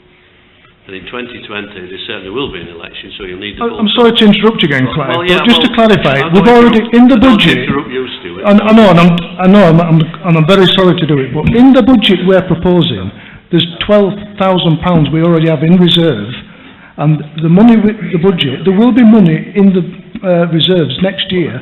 Every year we agree £12,000 in the reserves. So saying we're not going to have enough money, Clive, I'm afraid you're wrong. Well, okay. No more interruptions. But what I wasn't misleading anybody. All I want is some assurance that there is going to be... But to leave us with 2,000-something contingencies, nobody's addressed. Have we got, with all surety, the hire of Bradford Meadows? Because if we haven't, that's £3,500 that's gone before we start. So, do we have that? No, you've guaranteed that as income. Please, Chair, he's asked me a question. He's asked me a question. You've got your right of reply at the end. You can answer the question. I'm not interrupted you. I'm trying not to, Clive. No, I appreciate that. It's very annoying. Can I just say, if we've taken it that we're going to get £3,500 to hire that fee. Sorry, please. We're taking it that we're going to get £3,500 rental for that field. If we don't get that, that's £3,500 that we've assumed is coming into the council's funds. It's not. We're losing money on the football pitch down there because it's not hired. It's only once a week or once a fortnight. We may well lose the hire of this hall from what Mrs. Brindley said earlier this night. The male voice choir left here for whatever reason. If the ladies choir decide to leave, that's another big hole in our income. And unless we can justify income, if we got a great income coming in, then I would have no problem going with this. But we're talking about saving about 7p a week on properties in the village. If they're wanting us to do stuff, we can't do it without money. We're not asking for the earth. I dare bet any money that Dinnington Town Council, and I know there's a member of it here, will be putting theirs at far more than we have ours because of the projects that they've got underway. My council tax as a resident of Dinnington has gone up 40-something% in 2 years. But I haven't complained because they're trying to do things up there, and I willingly pay it. It's not a lot. It sounds a lot, but it's not a lot. And I think if we were saving people £50 or £100 a year by chopping our budget, then yeah, I think that's great per household. But if you did that, you'd have no budget to work on anyway. So it's a false premise. It sounds great, but at the end of the day, when you boil it down, we're talking peanuts, either up or down. It's no great saving. People just won't notice it at the end of the day. And every other town and parish council will put theirs up because, like us, they're losing that we're losing £10,300 again this year. That would be £30,000 we've lost in 3 years. We've still not managed to put the precept up as others, even by doing that. So we must still be doing something right. Yeah. But I don't think if we've got projects in hand that we need to justify a 3 or 4% increase, as Philip said. But I'll leave it to others to vote. Thanks very much. Any other points? Put the matter to be voted. Move to the vote, if we will. Stuart, you're right to reply. Right, I'm going to go quickly. You've obviously heard my opinion, and I'm not impressed, but that's just my opinion. Right, Ratford Meadow. When you do budgets, you predict income based on past experience. the reason Ratford Meadow is being in there is because that's on past experience. To say we're not going to receive that, again, I think it's misleading, Clive. I didn't say we hadn't. Please, No, Clive, you're implying we're not going to get it, and that's wrong. With no certainty. Right. We haven't. The £10,000... Please, Clive, don't... Okay. We agree with it. Right. The £10,000... Can I ask you not to interrupt, and Clive, please don't respond. The £10,000 that we've had a reduction again from RMBC, we factored that into the budget, and it's worked out perfectly fine. And I've just made a note, I can't read the last thing. Right. The question you have to ask yourself, councillors, is this. We sit here for them. Do you think they want an increase in their council tax? Regardless, whether you say it's peanuts is £1 something, £1 something on some people's budget is quite a big chunk of their money. At the end of the day, we should be here to support the public and endeavour to make their money in their pocket go further by reducing the budget. We've budgeted for everything we want. We have thousands in reserves that can cover any contingencies we need. I rest my case. We'll move to the vote. Sorry, Chair, can I have a recorded vote? Yeah.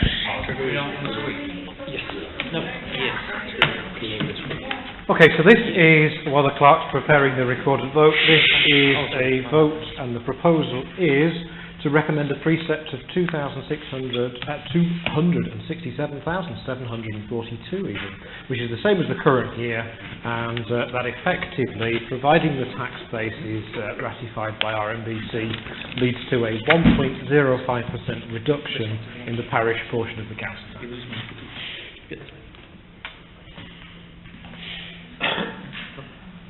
That's what we're voting on. That's if we don't increase it, so it's still the same as last year. I want the third one, that's one.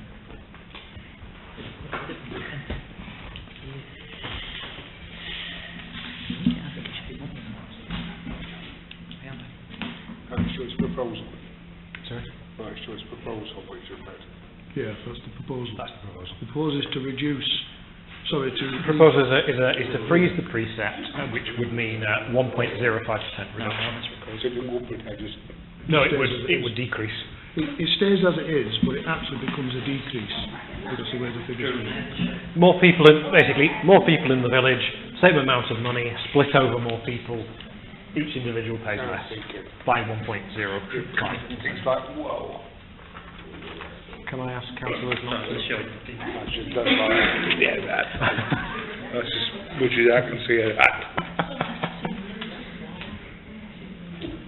So we're voting on a slight decrease in income council tax of 1.05%. Frozen precept. All happy what we're voting on? Yep. To freeze the precept at £267,742, which is effectively a 1.05 reduction in council tax. A council tax freeze. No, it's a 1.05% reduction in the parish portion of To the freeze council. it, which will in effect be a 1.1 reduction. Freezing the precept, which is effectively a 1.05% reduction in the parish portion of the council tax. So on the bill it's less per individual tax. To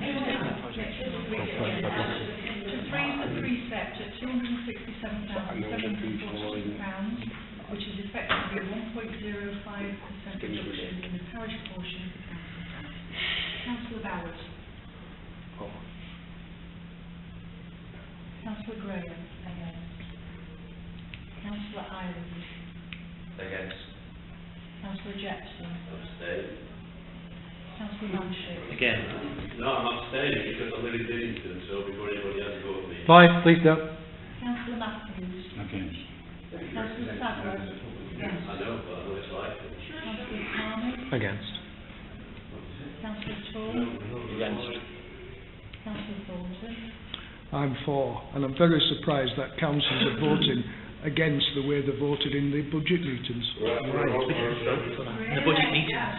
Please, ladies and gentlemen, we're in the middle of a vote. Look, I'm sorry, we're in the middle of a recorded vote.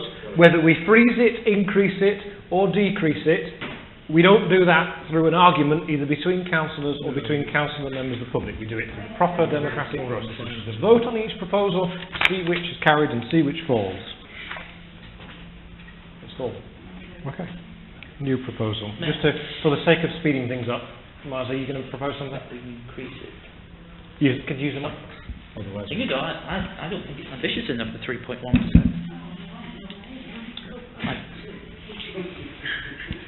Can I just ask where you're getting the 3.1% increase from? this is a recommendation from the budget. No, right. Another option. I'm only going to tell you one more time, Chair. There was no recommendation from that budget working group at all, and I repeat that, at all, on a 3.1% recommendation. Now, can I just ask all those councillors that were at that budget meeting, am I lying or am I telling the truth?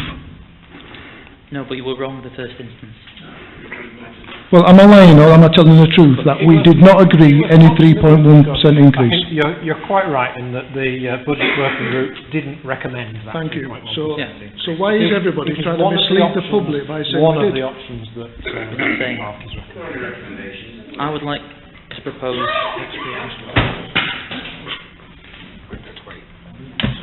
I'd like to propose that we actually increase it by 3.1%.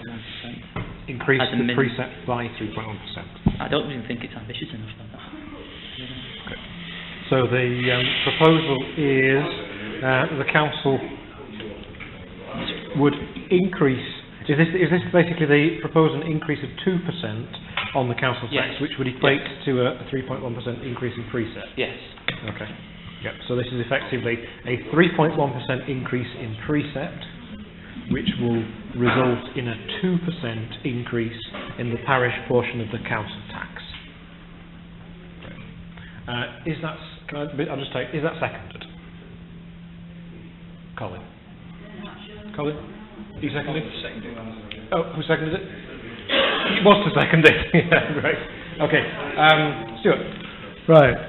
I think what's just happened is somebody, or, well, Miles is here. Miles, I think you've just plucked a figure out of there, out of thin air. Right, let me ask you a question then. If you're going to propose to increase the precept, the first question is, why? Which item heading are you proposing to put that finance into? And can you explain how much that will put on people's individual council tax? Well, it will add... It's going to be a £1.85 increase per household, if you're in Band D. The reason I feel it's because I feel £2,000 in contingencies isn't enough for a village of this size. I feel all it takes is one tree on somebody's house. It just takes one agreement against somebody that we've done, like something wrong, that someone falls off a slide and sues us, that kind of thing. Increase insurance because of that. A new van breaks down randomly because it's falling apart as it is. There's so much unforeseen things that £2,000 would barely cover, in my opinion. And again, for a village this size, I don't even think what I propose there is enough. However, I feel it's a good middle ground for us to work from. If that answers it. Paul. I would just say, if you're going to increase by that amount, net increase sorry. I would suggest if you're going to increase it by 2%, the net increase across the village is £2,000, then it's a pointless task, because £2,000 isn't that huge. It gives it really isn't. 8,250. You just said 2,000. No. 2,000 of the contingency. That's the contingency. At the moment, there's 2,000 in there. Yeah. So if we had another 8,000, that gives us 10,000. But we could say there could be an earthquake tomorrow that might cost £1 million. That's my point, but how would you make the contingency for that? Because we're better prepared with 10,000 than we are with 2. For an earthquake. Proposal is that one. It's foolhardy, what you're suggesting, No, really is. for the sake of 6p. I feel it is. I really do. 88258.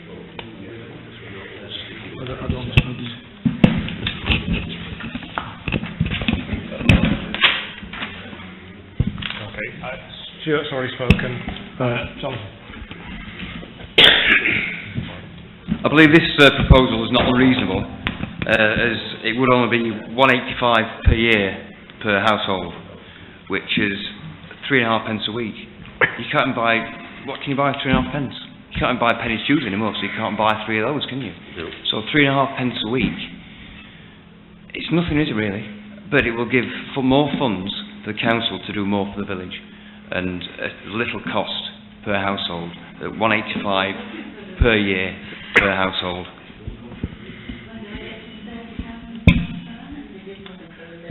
Oh. I'm just going to ask, based on previous experience going on, Hillary, please, don't interfere. based on the You are a ratepayer, but you're not entitled to get involved in this discussion. Fire away. based on the precept in the past going up and increasing, and people are moaning that nothing has been achieved that someone raised, how can you justify that if in the past increases were greater than that? Nothing greater was achieved, so what are you going to change it by the 2%, 5%?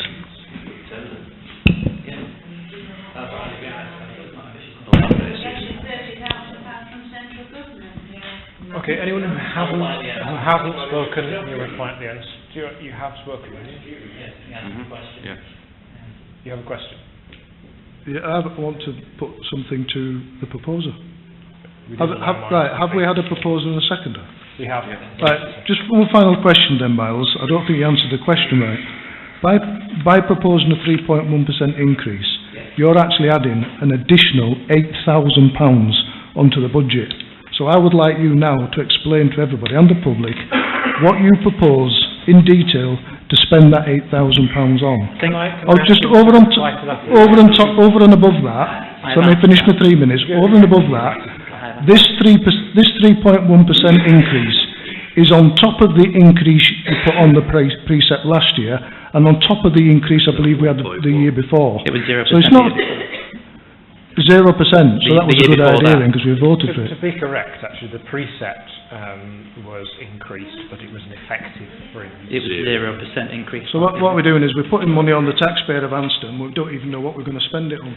Can I just ask if anybody else needs to come in? It's a contingency. Okay, right, Philip and then Miles. Quick word, please. Yeah. Let's get this clear about contingencies. You know, you're asking what we're going to do with the extra 8,000. The answer is nothing. You put it on the precept, it's there, it goes in contingencies. It's to cover contingencies. We need to cover contingencies because the 267,000 that you've asked for covers everything we know about, fixed costs, over which we have no control. We want one thing to go out of that budget and we're knackered, to be honest. Can we, Miles, you're right to reply. I've already answered that. Already answered. We'll move to the vote? Yes. Okay. Unless you want to. I didn't have to record it. No. Yeah, have a recorded vote, please. Can I just make one final? Can I? Not a standing order stand at the moment. Don't dodgy ground, Ireland. At least you're doing it civilly, which is what we're trying to say. No, you can't, because it's closed to go to the vote. Sorry, Clive.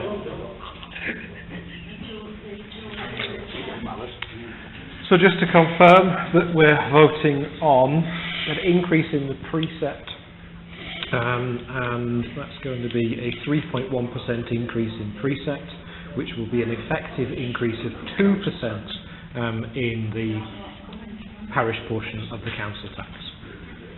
That's the other thing, inflation. Inflation's been that at the moment. Only just give it another year till we pull out. It's all done now.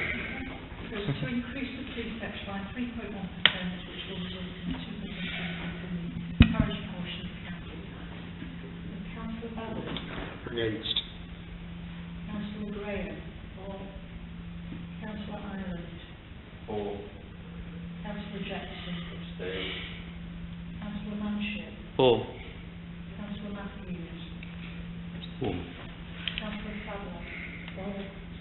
Councillor Farley. Against. Councillor Thorne. For. Councillor Bolton. Most definitely against. Councillor Byrne. Councillor Cook.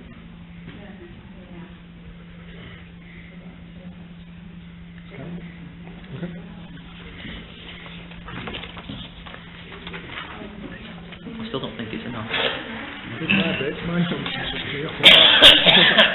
We're going to have to find that somewhere. Somewhere. That's that one done. Next one.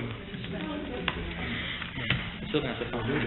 Okay, we will get to, we've got 20 minutes or so to go, so that is carried. 9.3, which these should all not take anywhere near as long. Councillor Sadler to discuss approved signings regarding dog fouling on the green.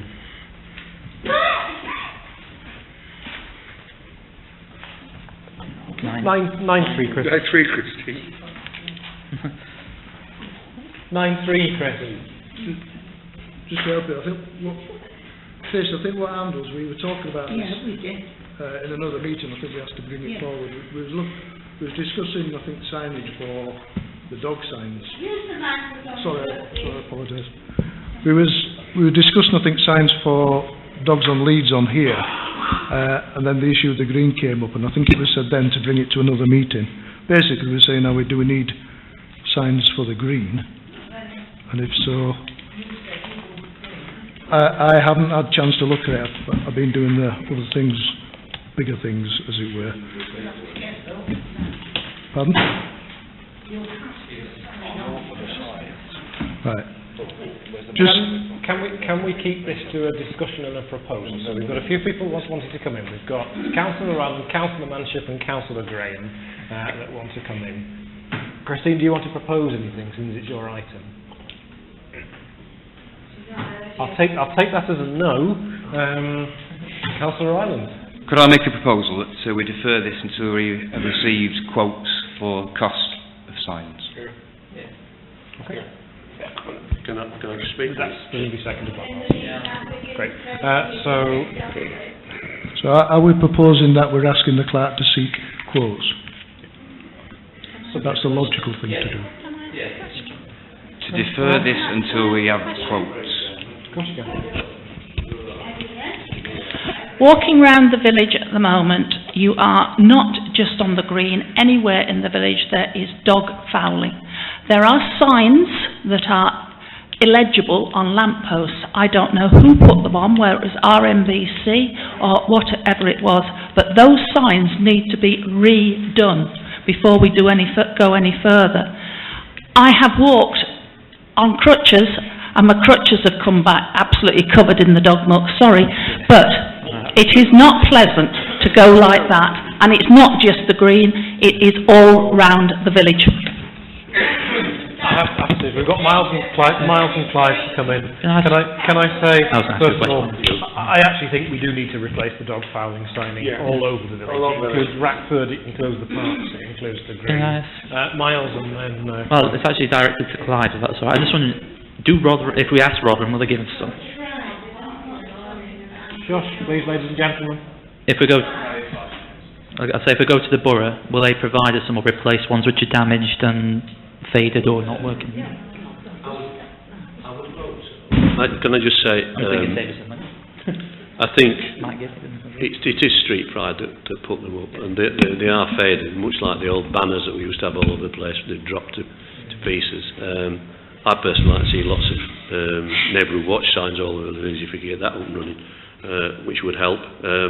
But going back to dog fouling, there's an item on next that sort of what I asked to be put on, not quite worded how I wanted it, but I think what we need to do is contact Lewis Coates, who's the new head of environmental health, or whatever its title is these days. I mean, I'm quite prepared to do that through the channels if you want me to do that. I have a meeting of the parish and... Hillary, please. I'm going to warn you in a second. Can I just ask Mrs. Estrada that what's been done? There was, I think Councillor Matthews and Councillor Sadler prepared a précis. It was distributed to all the people around the green, and a copy of that was sent to Lewis Coates by myself. Right, well, what I'll do is, I've got a meeting of the Parish and Town Council working group tomorrow. I will raise that under any other business and see if we can address that with Lewis Coates and get something done and get it moved on. If we need some new signs, then the Borough Council, they put them all over the town centre, so there's no reason why we shouldn't have them at it. And I think that applies to all the other parish councils as well, because they're in a similar position, Woodsets, Todwick, etc., etc. So we'll see if we can move that forward. So just for the sake, so Jonathan, your proposal was to get quotes. Can I? Yeah. Defer the final decision to seek quotes and to defer the decision. Would you be happy with an amendment to say in the meantime, would you be happy to get Clive to do what he said in the meantime as well? And to authorise councillors' suggestions. You'll just do it anyway as a borough councillor, wouldn't you, Clive? Yeah.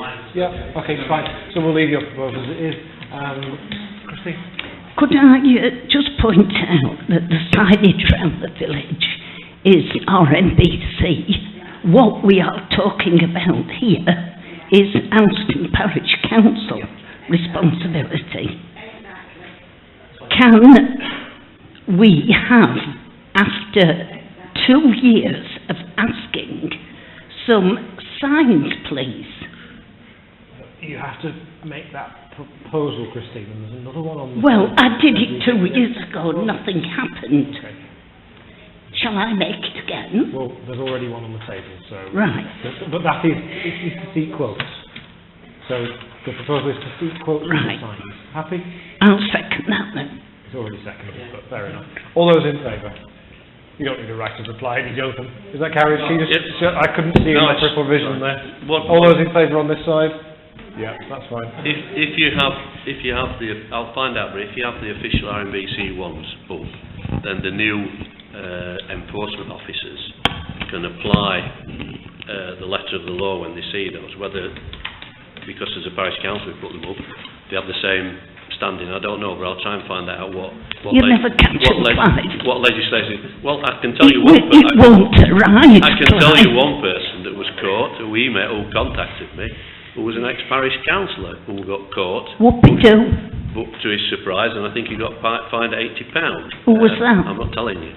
Can we move on? But they do catch them, I assure you, and they'll be catching even more. Is that the first one? Okay, ladies and gentlemen, 9-4, Councillor Jetson. More dogs on I did send an email through to the clerk, and as I say, I'm not quite sure about the wording on there. It wasn't really to approve that, it was to discuss the email that I've had from a resident who was concerned about dogs in the Anston Stones and the field end of Rackford Road, which is Rackford Meadow, who experienced several incidents of dogs not under full control. And there was one incident that led her to contact me, where they witnessed a large brown dog being walked by a woman, possibly in her 30s, have a go at 2 separate groups of people and their dogs. The dog was not on its lead, it was a fair distance away from the owner, it was out of sight of the owner who was shouting it.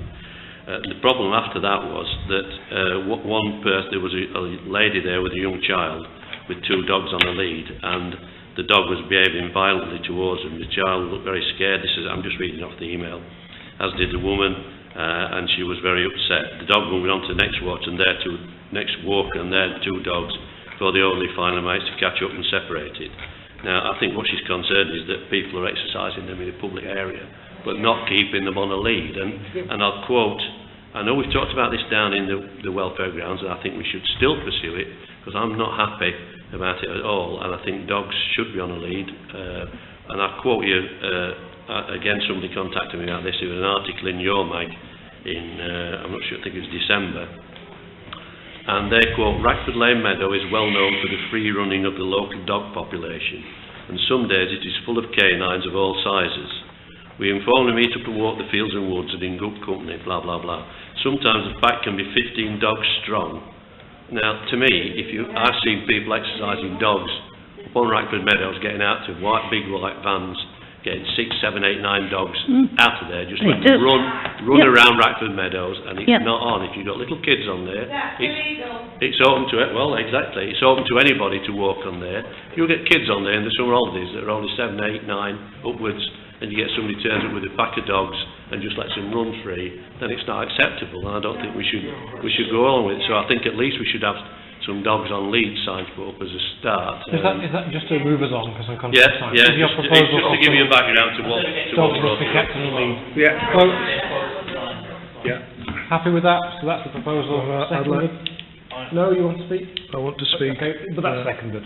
Happy? Right, just go back on Stuart and Colin.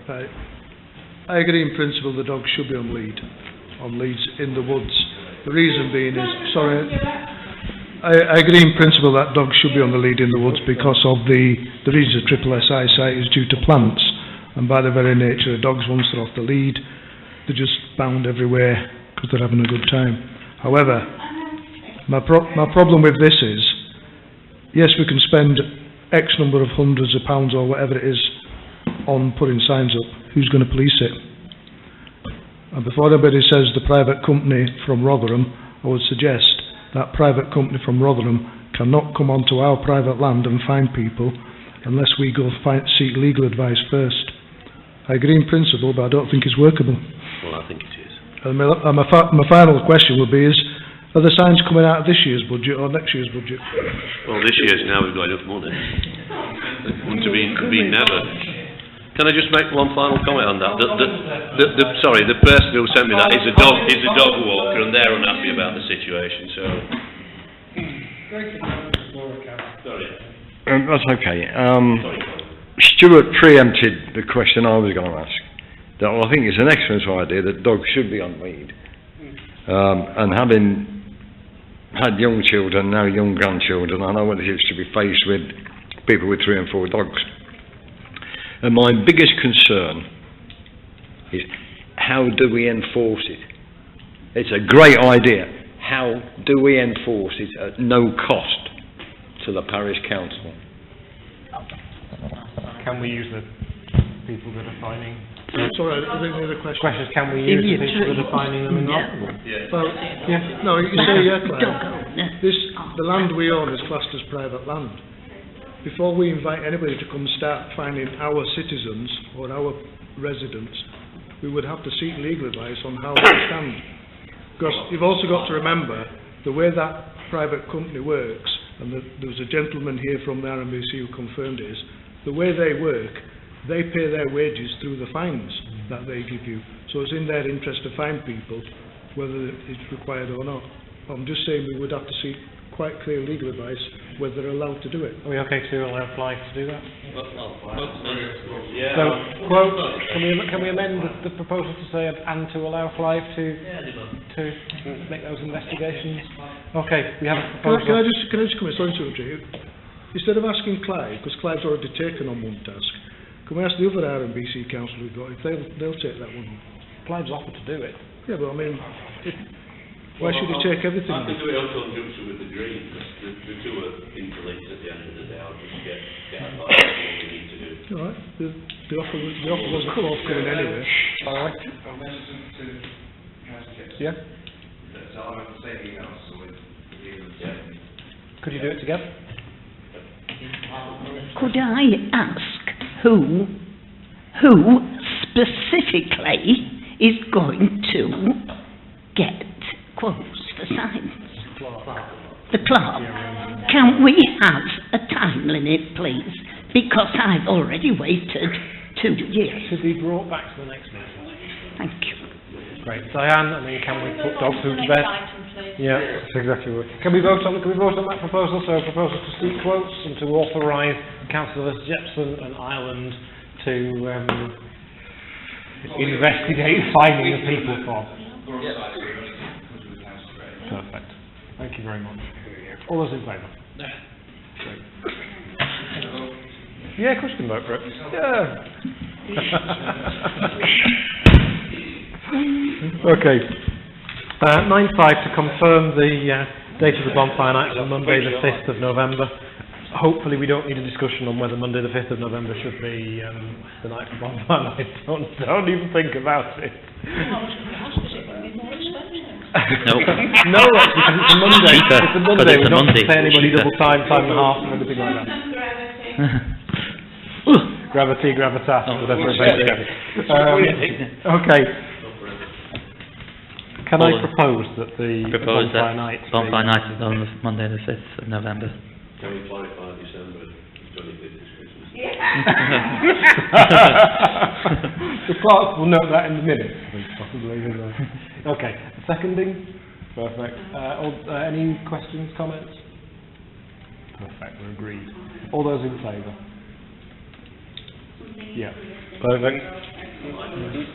Okay. Can I ask that 9.5 and 9.6 are turned the other way around, please? Because there's no point in doing 9.6. You've just done 9.5. We've just done That's right, 9.6 and 9.7, sorry. Yeah, so we'll take 9.7, which is Councillor Manship. Do you want to take this one? Go on. We'll just So- explain it at the start. My proposal is to put bonfire night this year on Ratford Meadow. Now, I've done some research into the ups and downs of having it up there and the ups and downs of having it down here.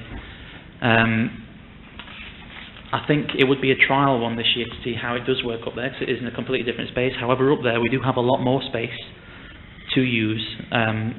In my opinion, it's safer for people to get to. It's a lot safer for fireworks and the bonfire because it's back onto the woods and not onto a road or a cricket pitch like they are kind of down here.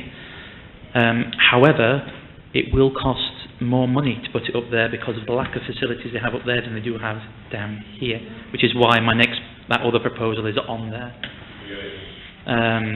So that's just something for councillors to consider. So if there's any questions. Paul?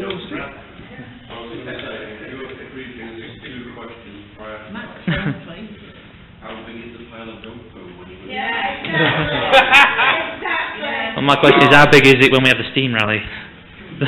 Okay. I will. Stuart. Yeah, we just had a statement that says by moving it up to Ratford it will cost more money. Do we know how much more money? But what I've looked into is for lights and for fencing. So for the additional lighting, it will cost an extra £2,000. For the amount of lights I've asked. For fencing, it would cost... Please. For lighting, it would cost £650 for the fencing. Don't suggest that we shoot a councillor. That's not appropriate. I know it was in jest. I know it was in jest.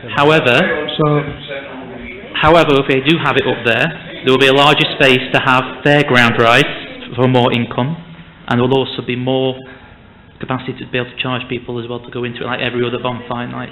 So there will be an income to offset the costs. So far you've identified. So far we've identified £2,650 for lighting. So does that include the generators for the lighting? The generators come with the lighting. Right. So what about the mobile conveniences you're going to require? Talking with the same people who provided the foods down here, they can provide those as well. And offset the cost of how much we charge. Sorry, I can't hear. Yeah. I'm sorry, Miles, can you repeat that? I didn't hear what So, was the same people who provided the food and the rides for last year, they can also supply toilets as well. And obviously they'll offset the cost on how much we charge them to go and use Ratford Meadow. But we can also get a lot more money from them because there'll be a lot more space to have more rides and more food spaces up there. So the answer is you don't know what the cost is? I can't tell you for the toilets. And what you just said there then is if we were to ask this company to bring the mobile toilets, that it would offset their costs, so they're asking for a reduction? Not all of the costs. So, no, but they will be asking for a reduction in their fee. So, again, that's not common sense in my mind. The other thing is, if you move up Ratford, you're going to require a lot more fencing off. Which I've taken into account, money. So, what sort of figure are we looking at then? Because we're way above 2,650. For £650 for the fencing, to fence off the areas we need to fence off. Is that based on down here? Because you're going to need a lot more. There. No, based on up there. Okay, Jonathan. All right, we'll leave it at that for a moment. Well, my proposal is... I think you did it at the start. The question itself is a proposal, so if we should put it up there, there are ups and downs to both. His proposal to move it to Ratford. Yeah. I will also say that the firework people have mentioned how close they are to people down here as well. Can I just make a few... Is that proposal seconded, first of all? Is that proposal seconded? No. No, it falls. Okay. So, next two are in confidential session. Oh, the joys of... Sorry, can I just clarify, Chair? Are we saying that the bonfire is going to be back down this location next year? Right, okay, just to clarify. Stays here. Miles has withdrawn his item without charging people for our Okay.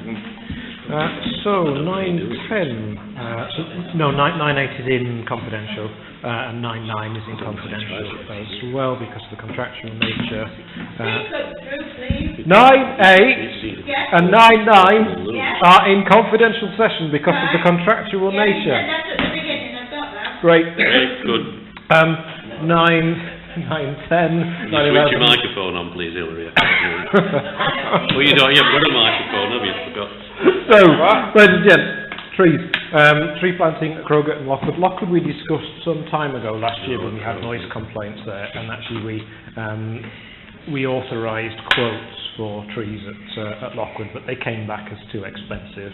It was actually a proposal that Stuart made at the last meeting where you suggested that Jonathan might be able to provide us with some trees. I didn't make a proposal. Yes, you were talking about it. It wasn't a formal. To be honest, it was a tongue-in-cheek suggestion, to be honest, but there you go. In that case, I put it on here because Jonathan has some trees as part of his community woodland group, and based on conversations that we've had, he would be happy to potentially offer those trees to us. Jonathan, are you... I wouldn't be happy to support that after the way he treated this council before with the trees. Provided there's no sign with Jonathan. A sign from the There's no sign there now, so I don't know where you get that from. Well, I've got 28 tree saplings, which anyone can get them from the Woodland Trust, which I'm sure if you would love to do that, you can do it yourself. And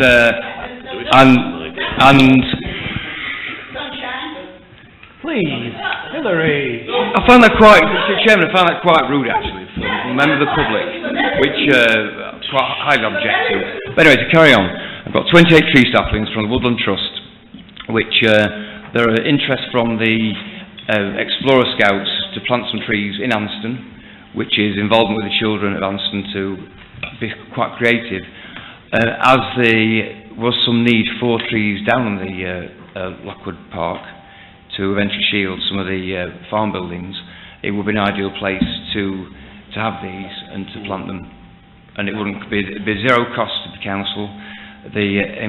Would be covered by insurance through Rotherfed as well, which will be the public liability insurance, and obviously it will be in conjunction with the council, so it wouldn't be any political banners. It would be the independent council, the independent parish council of Anston, in conjunction with the children from parish council. It's not an independent parish. And would you want a plaque?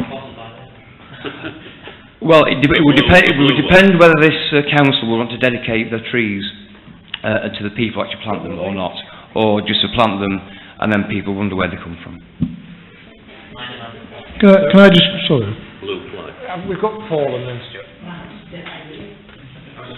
Is that 14 trees at Crowgate and 14 at Lockwood? No. It's not my proposal, so I don't know. How many trees are we talking? We would need about that number for Lockwood Park, actually. We would need that number for Lockwood Park. We haven't cut the trees down at Crowgate yet, have we? I've not been up in the last couple of days, but we could then apply as a parish council to the Woodland Trust if we or to charity. So I mean, I was proposing that since we've got these trees, we said last year that we would plant trees at Lockwood Park to screen off that farm building. The residents were happy with that idea at the time. We've got these trees; it won't cost us anything. Stuart and then Clive. Yeah, let me just go over a few points there. I don't think we agreed at all to plant them trees up at Lockwood. And since last year, it's confirmed what I said is, it was only one couple that was complaining. We've had no complaints whatsoever since. Right, can you just ask what the proposal is, Chair? Proposal is to authorise the planting of the 28 saplings from the Anston Community Woodland Group. That's the name, in conjunction with the parish council. At Lockwood Park. Lockwood Park. Right. And I'd like to make an amendment to that, which is to add words. I'd like to make an amendment to add words that the persons who are planting them, and I presume it's going to be the community group, that they, prior to planting, that they come to the parish council with a copy of public liability insurance which clearly shows that they are covered. That's the first thing. And the second one is, prior to planting, that the parish council approve a planting plan or planting scheme before they're actually planted. Can I just ask, where we're planning to put the trees at Crowgate? I think Jonathan suggested that you can do that. The No, I'm insisting on it after the debacle last time. in the ground. Yeah. Sorry, I took it as facetious, so I didn't take offence. Right, the reason I'm asking, it is a quite, I understood it was a joke. The reason I'm asking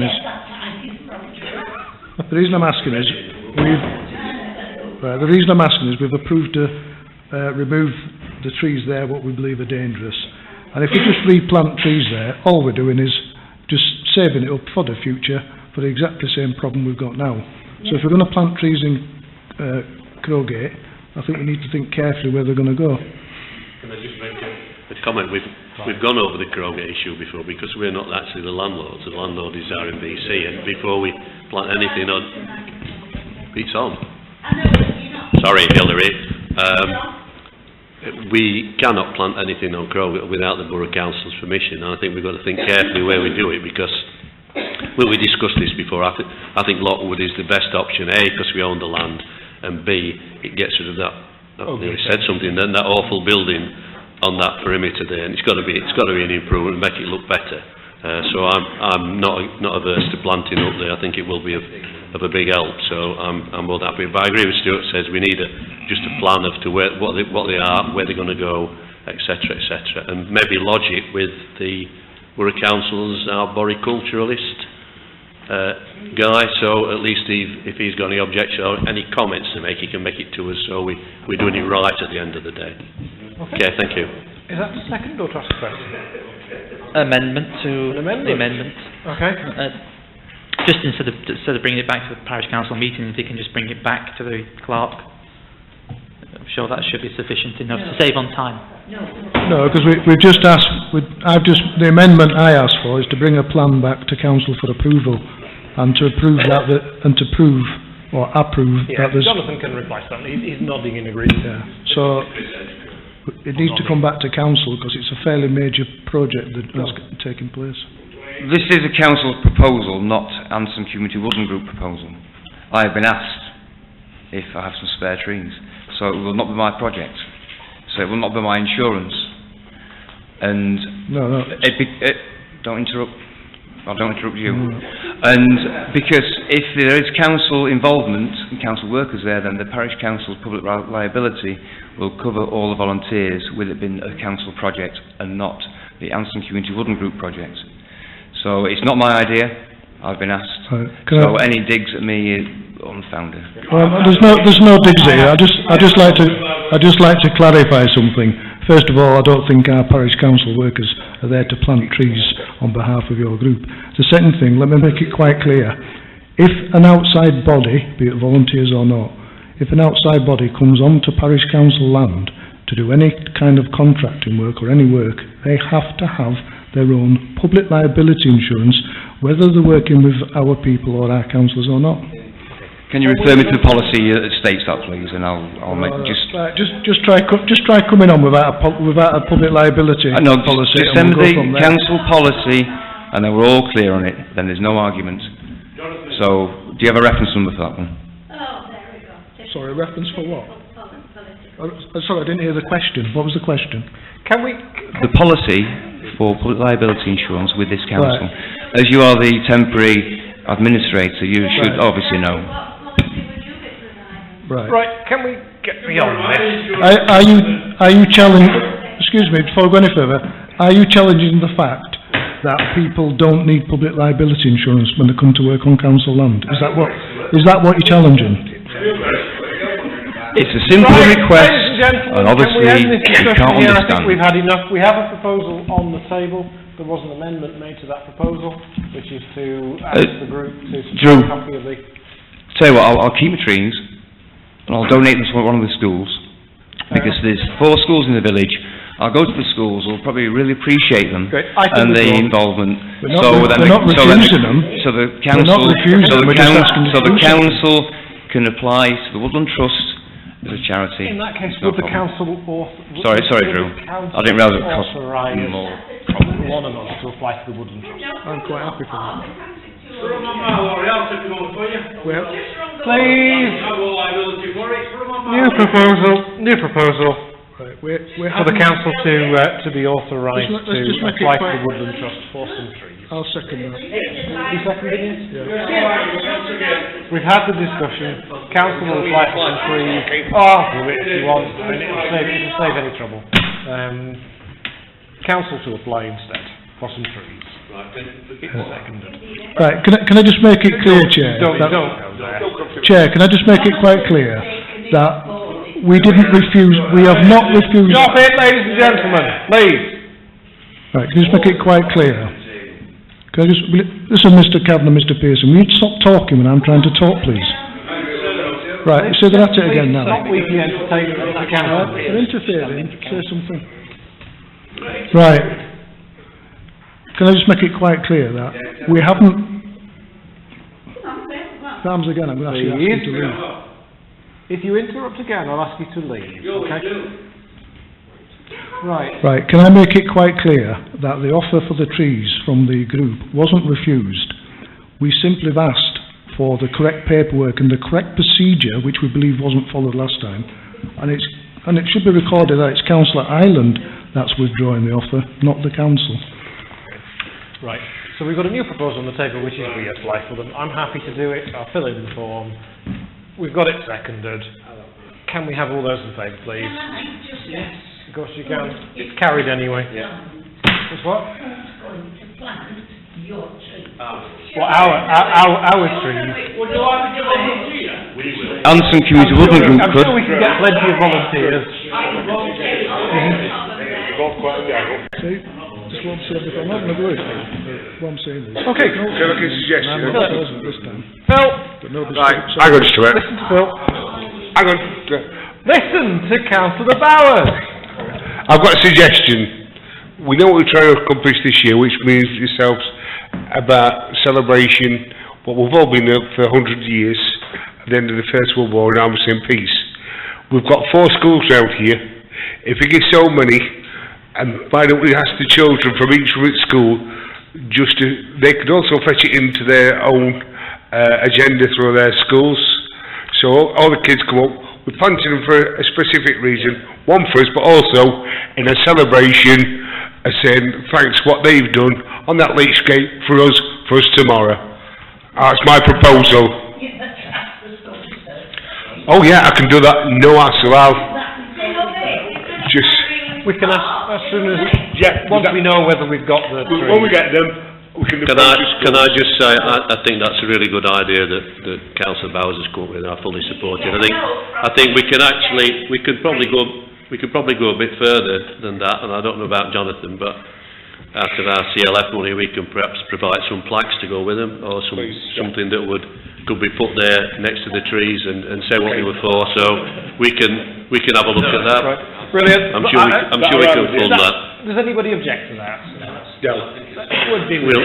We'll look at providing some plaques for that. Shall we take a formal vote on this? So that's the proposal. We're all happy with that? Sorry, what we're proposing? Sorry? What are we proposing? Just to be clear... Phil, would you just mind restating your proposal? Basically to let kids plant them. The children plant them, all the schools to plant them, and they are dedicated for peace, each for whatever, for the wars and things, just for peace, and it shows unity where it is up there, next where all the children play in open fields. Okay, thank you. Getting trees, that's the proposal. Okay. Very clear. Okay. Just for the council information, they actually do specific tree packs for schools, the Woodland Trust. Okay. So they're all quite small packs, about 30. Great. Thank you very much. I'll second it. All those in favour? Proposal made. Great. And on to the next one. We've just got enough time. If we can make this quick, do you mind? I imagine the signage is connected to 912. Yeah, it is. So if we can take these two together. So way back when we had some residents from Crowgate who came and asked some questions at parish council meetings. Sorry, Drew, I can't hear for Sorry. Councillor thingy. Okay, so a while ago we had some residents who came to complain about unsavoury activities happening in Crowgate car park. I think quite a few of us as councillors have been up there and have seen what is going off in that car park late at night. I've certainly been there over Christmas and seen it.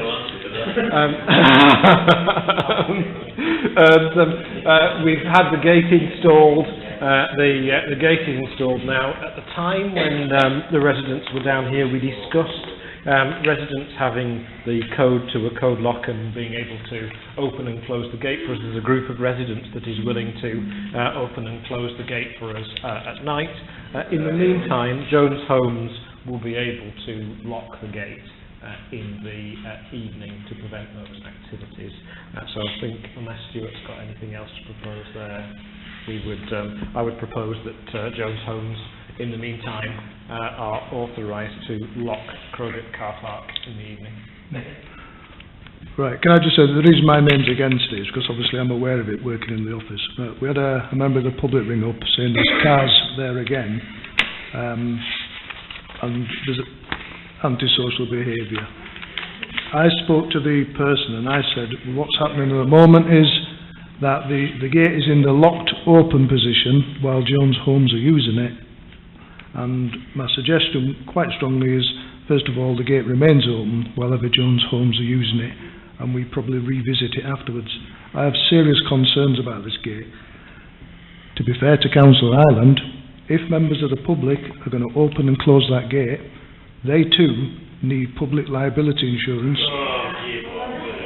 Sorry, Chair, will you ask members of the public not to make derogatory comments when I'm making opinions? My proposal was that Jones... Just let me finish. My proposal was that Jones Homes would do that. I haven't made any proposals. Right. My reason is, if, say, a gentleman was to go open and close that gate, what happens when there's cars locked inside? If this person, I'll say he, if this he goes and closes up at 10 o'clock at night and there's cars there, what happens?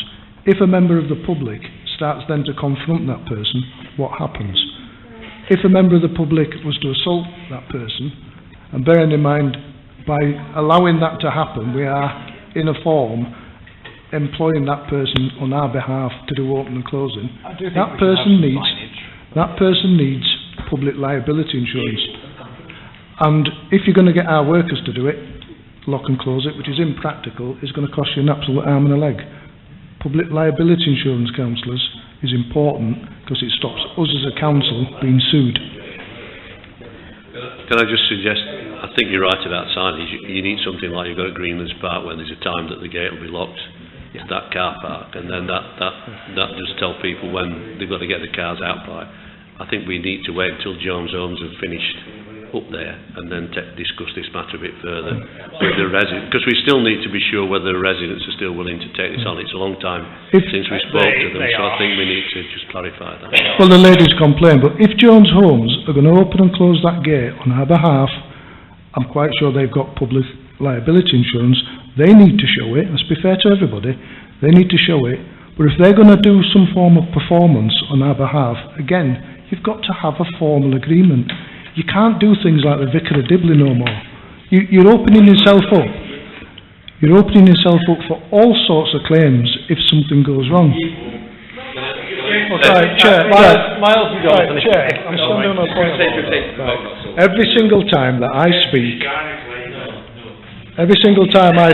there's derogatory comments coming from Mr. Pearson. Can I ask that you ask Mr. Pearson to desist, or if he doesn't, that you ask him to leave, and this time carry the threat through and ask and call the police if he doesn't. Mr. Pearson and all the members of the public, please don't interrupt. We do need to be fair to everyone. Please just. They're just laughing at you. They're just laughing at you and ignoring you. Do something. Which he didn't buy. He doesn't have to. Right, we've got a proposal on the table which is just to let Jones Homes lock it. It's seconded by Miles. We've had a discussion. Right, I'm going to make an amendment, Chair. that we allow Jones Homes to lock or unlock the gates on condition that we're provided with a copy of their public liability insurance and that they sign an agreement with the parish council stating on what procedures of what they're going to do and what already they're had not. a copy of the public liability insurance because they've got the compound. Let's look at it again. Let's dot the i's. Well, should we vote on the proposal then, the amendment then? Yes, let's vote on that amendment. Oh, is it seconded? Sorry. Is the amendment seconded? Yeah, I think Miles seconded. No, the amendment. Is the amendment seconded? Yeah, I'll just say it. Okay, all those in favour? So what was the problem? Of the amendment, yeah. So the amendment's carried. I'm not trying to be pedantic. We have to cover it. We have a copy of the public liability insurance. So another copy. If it says in that public liability that they are specifically covered for that thing, It won't say on the public liability insurance that they're covered for we need a letter off them then. We need a letter off them saying that we're indemnified if anything happens. The main point, this was already discussed. We need a letter off them then to say that we are indemnified if they have a problem with the gate. Right. On to the main proposal, which is to allow them to lock and unlock the gates, subject to the conditions of the amendment. All those in favour? Thank you. So we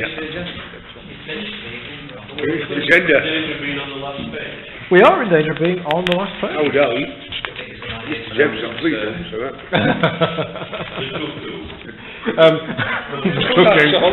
We haven't got time to discuss the cuckoo, I'm afraid. We've only got 2 items in confidential session. So date and time of the next meeting, Monday the 19th of February, and resolve to adjourn the meeting in order to allow the public to raise any issues regarding today's meeting. Nothing may be moved and it's limited to 10 minutes. Hillary, fire away. Oh, wait a minute. I never had this when I was performing at Las Vegas. Can you hear me? Yeah. Oh, no, I was in Las Vegas singing. Still 10 minutes. Anyway, there we are. Thank you.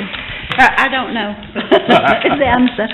Right, 1 or 2 points from tonight's meeting regarding the most protracted discussion about the voting system. Is it going to be secret? Is it going to be whatever?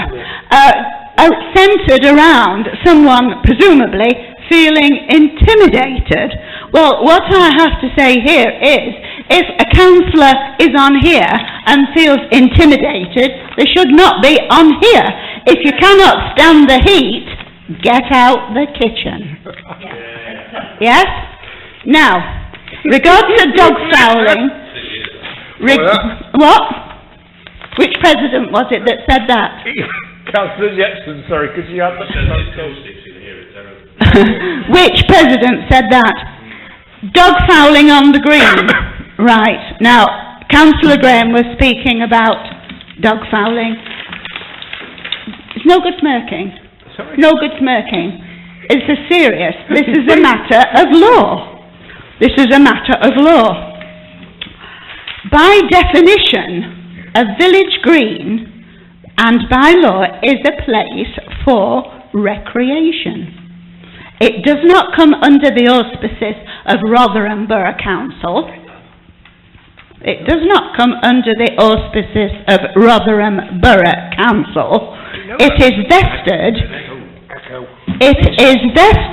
in Anston Parish Council to protect and maintain. And Anston Parish Council are not doing that. So what Diane Graham was speaking about dog fouling in the area is not appertaining to the village green, because that is a place for recreation and children cannot play on the village green because it is so fouled. At one point there were 16 deposits, large deposits. It's not amusing. When children are wanting to play, it is not amusing. And the parish council had the responsibility. Hang on, I'm going to come in at this, as a councillor. I've had complaints from children, it's played on the green, and they're being shooed off. No, listen to me. This is what I've had. So, it works both ways. We all just say that It does kids not work. welcome, but it seems Children like other kids and- should not be welcome. Well, I don't know who shooed them off. Nobody shooed them off. Okay, ladies and gents, it's not a free Right, for... right. So that is the point. It is a point of law. Right? Anti-grazed animals. Now, I'll bring the with horse up regard tomorrow. to... I beg your pardon? Anti-grazed animals. Yeah, grazed animals. No, you've got it wrong. Right, You've got it wrong. Hillary, That is right in common. Can I That stand is on the right in common, my dear. And you're entirely wrong. Can I just stand? Can I stand on a point of order? Can you just excuse me a minute, Mrs. Now, Estrada? excuse me, I Just haven't excuse me 1 finished. second. Yeah. Can I come on a point of order? We have a member of the public who is allowed to come up and ask a question. Can I ask councillors not to engage in arguments? Let's get the 10-minute session over with. We're descending into chaos. Yes, well, Jonathan Ireland is entirely wrong there, entirely wrong. Now, the upgrade of this hall, excuse me. Excuse me. Yes, I'm speaking. Pay attention. No, don't intimidate him, all right. The increase that Councillor Manship was speaking of, right? He was speaking of certainly more increases in cost to the council about the bonfire on Rackford Meadow. Rackford Meadows, Cablesfield. That money, or some of it, could be spent on this hall. If it was upgraded, you would attract business, you would increase income, you would not be losing the choirs, etc. There's the business proposal. Thank you, Hillary. And the budget precept, the prolonged discussion on the budget precept, these points should have been thrashed out at the budget meetings. They obviously weren't. They obviously weren't. We've got other people wanting Yes, to raise I know you questions. have, but you should listen to salient details. Thank you, Hillary. Kevin and Kevin. Whoever wants to go first. It's that precept.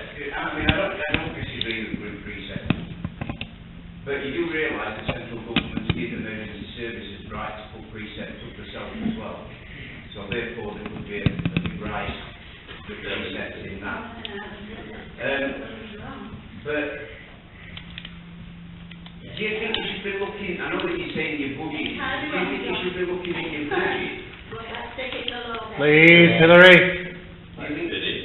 You control your councillor then. He's not doing anything. No, not much. You're not looking. I'm looking at Kevin, who's asking a question. You're not at work now, you know, so don't think you're going into the day to me because you're not. Point of order. Right, I'm going to Sorry, end point the of order, public Chairman. session if people can't behave themselves. Yes, I can actually. And that includes your councillor. Hillary and councillors, please remain silent while Kevin finishes his point. So my point is that you're looking at your budget, but you're not looking at your expenditures. You're looking, and not one of you have actually mentioned on how you might be able to save some money on staffing. I mean, after 2 years, 160,000 it's costing £240 from this council. It's absolutely ridiculous. Absolutely. I'm sure that members of the public in village don't realise that this is happening. I mean, 20,000 quid left for communities. It's just, it's unbelievable. It's ridiculous. So, rather, I agree with budget up, I don't mind paying that a little bit more. But what I totally disagree with is that I'm telling me we're advertising another job now for another 19,000 quid. So how long is it going to be before you're on the same boat as Carillion? Because this is the reason why they've got that rate, and you're probably soon. Thank you. Kevin. Well, there's been a lot spoke about Rackford Meadows. To be quite honest with you, I've been saying for a number of years, before you council rear actually, that Rackford Meadows should have gone out. It should have gone out to an independent company. You could have done it through your land agents, and you could have generated the sizable income to this community. What you're actually doing, everybody's willing to complain about this £12,500 a year it costs.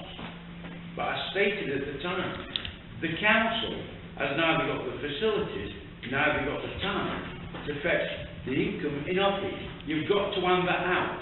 That field would actually gain you between 60 and 70,000 pounds per year if you were using it properly in the proper manner. It's not being the events what you've got on it. You're actually selling yourself out at market by raising the rents. You've got a steamroller which used to pay £500. You're targeting up for nearly £2,000. But when you get to the end of the rises, it was £1,000 last year. If you come back this year, you want £1,500. You might as well put a mask on. Well, you've just said we should increase the funding. That's what we've public done. session for this evening. Go back into the council meeting. Item 13 is also exclude the press and public due to the confidential nature of the business to be transacted. Yes. Yeah, that's what he's saying. It has. Oh, has it gone past half past? Yeah, sorry. 20:30 according to this, but I'd like to propose I would like propose to extend, suspend standing orders Kevin. and extend the meeting until 2:45. Seconder.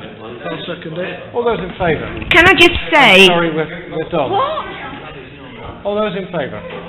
That we do need dog leave Carried. on Ratford Meadow. We go down Thank you. Blackberry 3 times. Sandra, We went Sandra, once because we're it out was of covered time. in dogs. Hillary and spoke the for dog quite a long came time. and took the Thank you. blackberries. To resolve And it there through were the press and public due to the 7 confidential nature of the business to be transacted. You know, they put the Proposed flower in it. seconder, thank you. That All those in feels favour? horrible. And on that field, it's orchids. All those in favour? We don't go anymore. We're not going into confidential session, it seems.